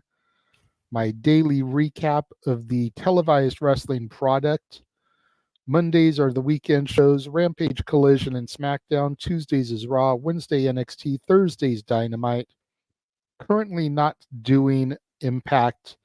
However, with the rebranding in January, I very well may be picking that up and adding that to Friday. So stay tuned. Tomorrow, the dads will be back for the top 10 Christmas songs that aren't about Christmas. I don't want to go too deep into it because I don't want to give away songs that'll appear on the list. But just think about Christmas songs, and there are some out there that don't mention Santa Claus. They don't mention Christmas by name. They don't mention the birth of Christ. They are just songs about the winter season, yet they are played very heavily at Christmas time.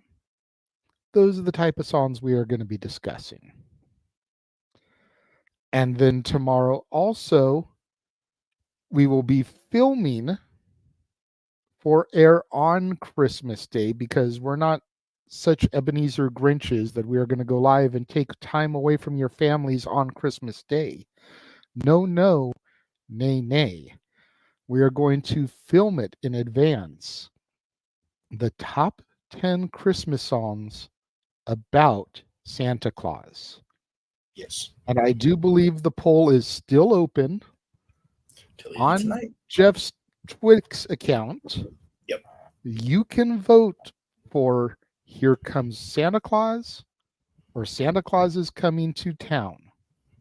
The fans will determine what ends up being number 1 and what ends up being number 2. We have ranked 3 through 10.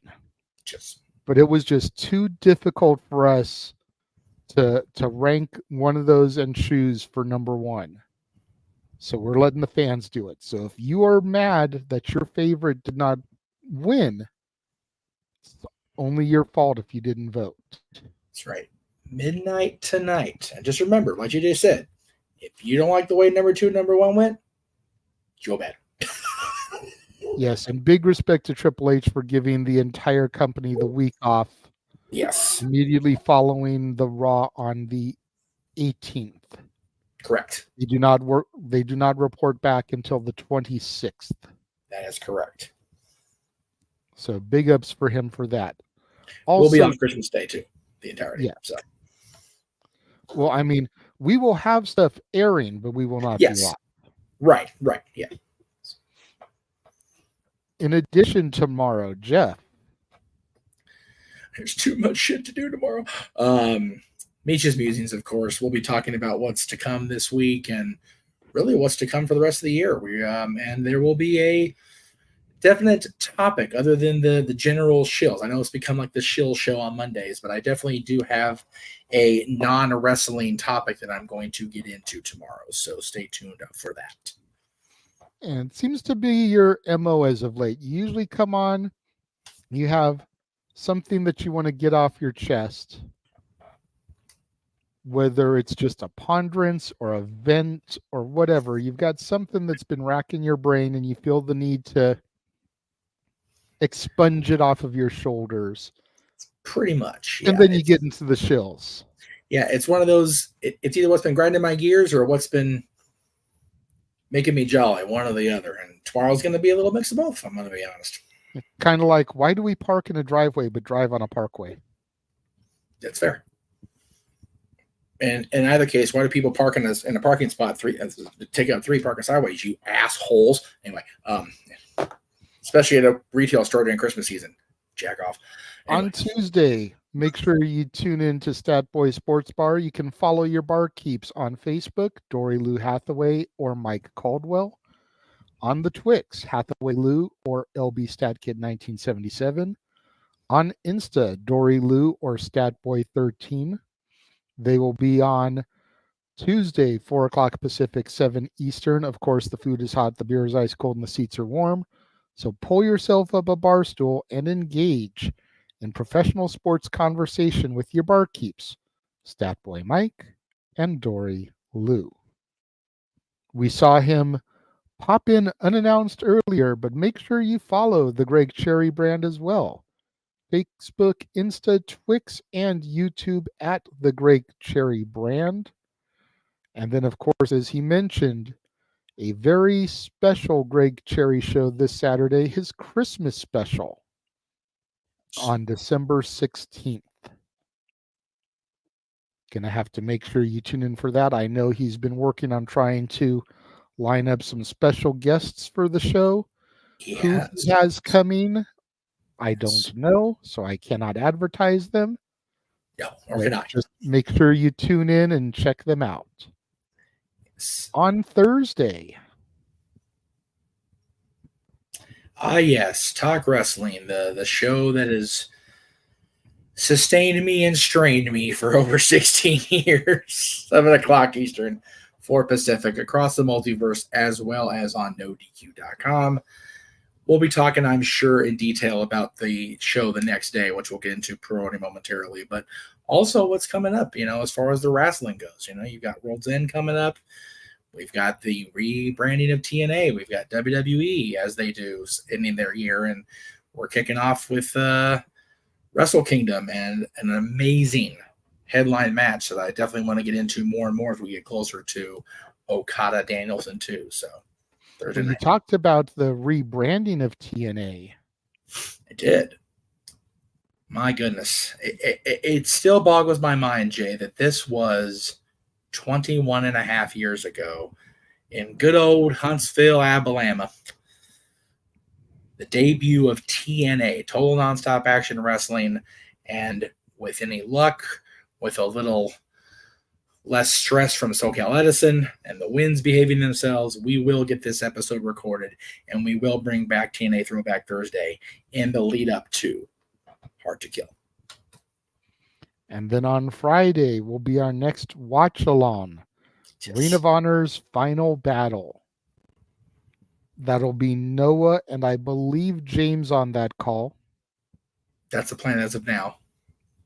I mean, I believe I will be available for a tag-in if necessary, but don't quote me just yet. I definitely have to verify schedules and whatnot. Well, before I go making any kind of commitments to that. No, that's fair. My usual Friday drive is negated this week because the boy is off school and with us for the first part of Christmas break, so we're good to go. But make sure you tune in on Friday for our coverage of Ring of Honor Final Battle. Make sure you tune in to Datilla every Monday, Wednesday, and Friday for her recaps on Rangers of Wrestling, recapping Raw, Dynamite, and SmackDown every week, along with random Power Ranger videos thrown in there. every now and again when something comes up or she gets an unboxing video. Yeah. Still need to announce matches for Final Battle. So, true to Tony Khan, going to announce about 10 matches this week. Yeah, Thursday night, the day before the show. As Tony do. God damn it, Tony. Walter. Any bad graphics, damn you. Yeah. On Twix, as Jeff likes to call it, I'm at Walter Alex Cruz. The Cal Fire Farms you can follow on Instagram and the Rage of Wrestling YouTube channel. The next watch along for me should be the 16th, which I believe is Leon Edwards. It's UFC Leon Edwards versus Colby Covington fight. So I'll be a little late on open mic night that night. But other than that, that's it for me. At least it's the one weekend this month where there's not a major open, pay-per-view before my night on Saturday. Unlike this week, which was just too much, which is why we're here on Sunday. Make sure you follow James on Facebook, James Heebman Hebert on the Twix, and on YouTube, J Hebert Side 95.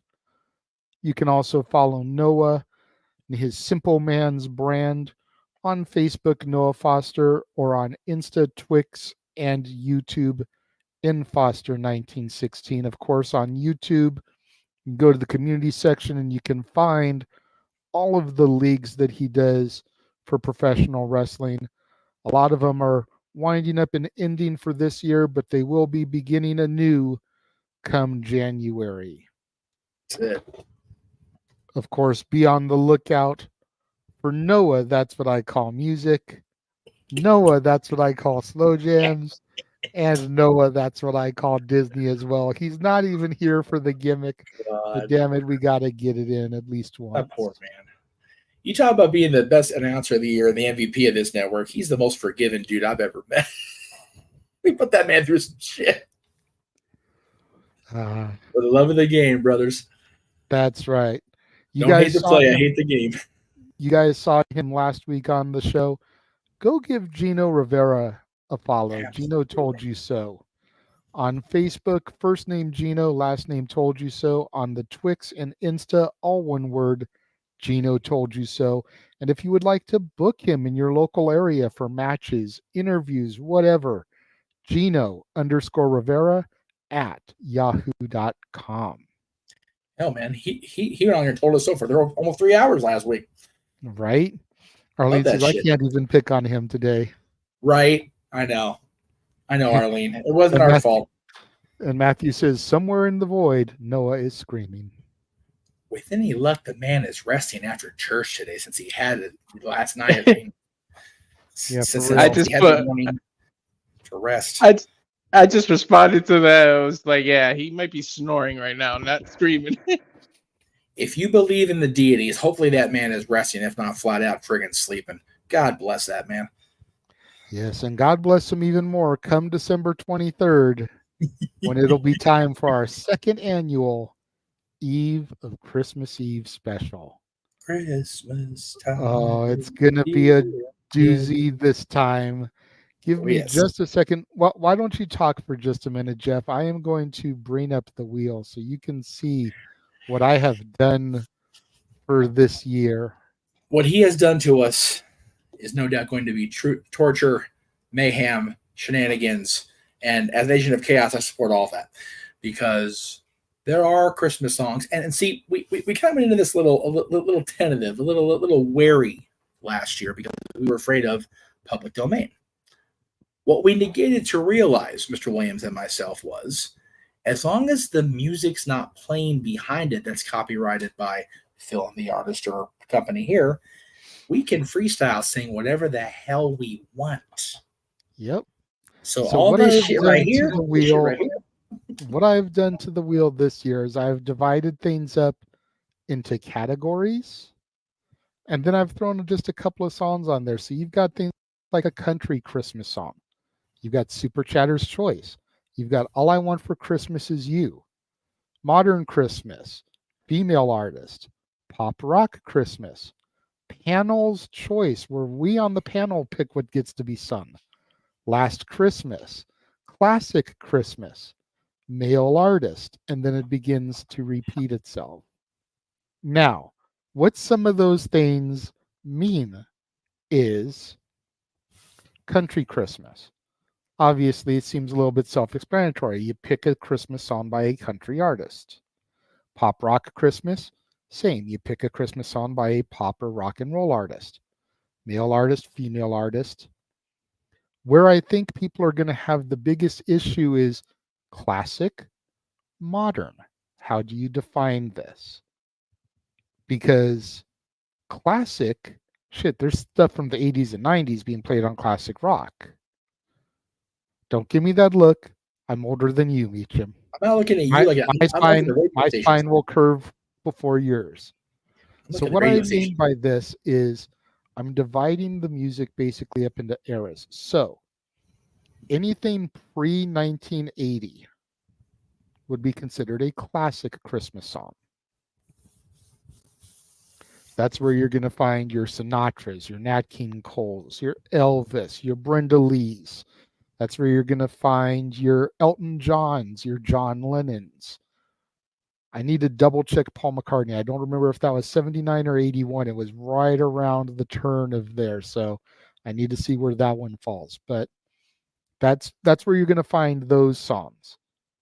Modern Christmas is going to be from 1980 to today. That's where you're going to find your Whams, your Queens, your Mariah Careys, your Kelly Clarksons, some of those other stuff that's become popular in modern years. I'll tell you all right now. This is straight from my eyes and my lips. If anybody out there pops into this stream on the 23rd, thank you, on the 23rd, and notably, audibly plays Wham's Last Christmas, there will be some shit, and you won't get to see Santa Meech. You'll get full-on Grinch Meech. Luckily for yo asses, we're pre-taping the Christmas Day episode. But the 26th, the 26th, by God, Statboy Sports Ball will be run by a mean bitch. If I get knocked into Whamageddon the eve of Christmas Eve, you have been warned. I'll tell you what. The Holly channel on SiriusXM nearly got us Friday. Thank you to SiriusXM for showing the name of the song before it actually starts playing. However, my dad, I know you're watching you're watching the football game out there, so you watch this back later. When I tell you not to turn the goddamn station back on until I tell you, listen. That goes for everybody else out there still in the game. Heed my warning. Avoid that station at all costs. Because they play that shit prolifically. They are evil. As most radio stations do this time of year. No. There's difference between radio stations and Christmas-centric satellite radio stations. That shit is evil. There are hundreds of versions of that song. Step up your damn library game. This is serious business. This is war, people. Survival of the fittest here. Whamageddon. It's Whamageddon, by God. I refuse to go to Whamhalla this year. I refuse. That shit is not scenic. There ain't nothing to do there. I'm not in a game or anything, but please, I'm sick of the Mariah Carey too. That one, that one's been done to death. Wham song, and there's one. What's the one by Ariana Grande? Santa tell me. Yes. Yeah. Those three songs can go into the Disney vault and stay in the back. Oh, I like Ariana's. I'm not even a fan of her, but I like that song.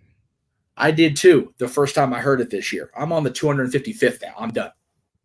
Between that and her and Adina's duet of "Let's Have a Hand for Mrs. Claus," that's a beautiful song. I love that song because Mrs. Claus don't get near enough love. So anyway, that is the eve of Christmas Eve karaoke spectacular, and then we wrap up the new year. Oh boy, with episode 100. Oh boy. And I'm gonna let you know right now, the highlight reel may be a little light this year because I still have a lot to go through and time is running out, carry and cross style. Yeah, So I don't know how prolific, how extensive the reels will be, but I will do my damnedest. Because last year, James did the highlight reels. Right. He hasn't really been around this year. So I've got to try to do my shows, work, have normal life, do open mic night, do watch-alongs, do homework, and edit and try and find stuff for highlight reels. Yes. So You I use the gun to die. apologize if they not as lengthy. With any luck, if things line up the way I'm trying to get them lined up, and I'm still keeping this from the general public, but I am trying to line up people for that night. Mm-hmm. So the highlight reels won't seem as, oh, we miss them, because the cameos, not going to use the word cameo or the site cameo, but for lack of a better term, that's what they are, because they'll be brief pop-ins for people. Hopefully the people that are popping in to say hello and pop everybody, if you will balance that out. Working on it, kids. Working on it. And yes, Safet, we know that December 26th, WWE is going to have a live event. That's why I said that Triple H gave them a week off, and the next event isn't until December 26th. So when we are going, I did mention that. So thank you. He did. And when we go live for Statboy Sports Bar, they're filing into the Garden. Just remember my last Christmas morning, because the people in the Garden will hear my raging fury if I get sent to Whamhalla on the eve of Christmas Eve or before. There you go. It will be a thing. That's going to just about wrap it up. If there's nothing else from anybody, we will go ahead and bid everyone a fine adieu. Yes. Walter, thank you for being here today. For Greg Cherry, who popped in unexpectedly. Yes. For Mr. Reliable, Walter Cruz. For the man whose name is on the marquee, Jeff motherfucking Meacham. And for everybody who is traditionally a part of Open Mic Night and could not be here for this brunch edition today. Yes. I am the Renegade of Wrestling, JJ Williams. Thank you very much for tuning in and joining us today. And we will see you guys next time. The Jeff Meacham Network's Multiverse of Media. For over 15 years, the recognized symbol of excellence and the standard bearer in coverage of sports and entertainment.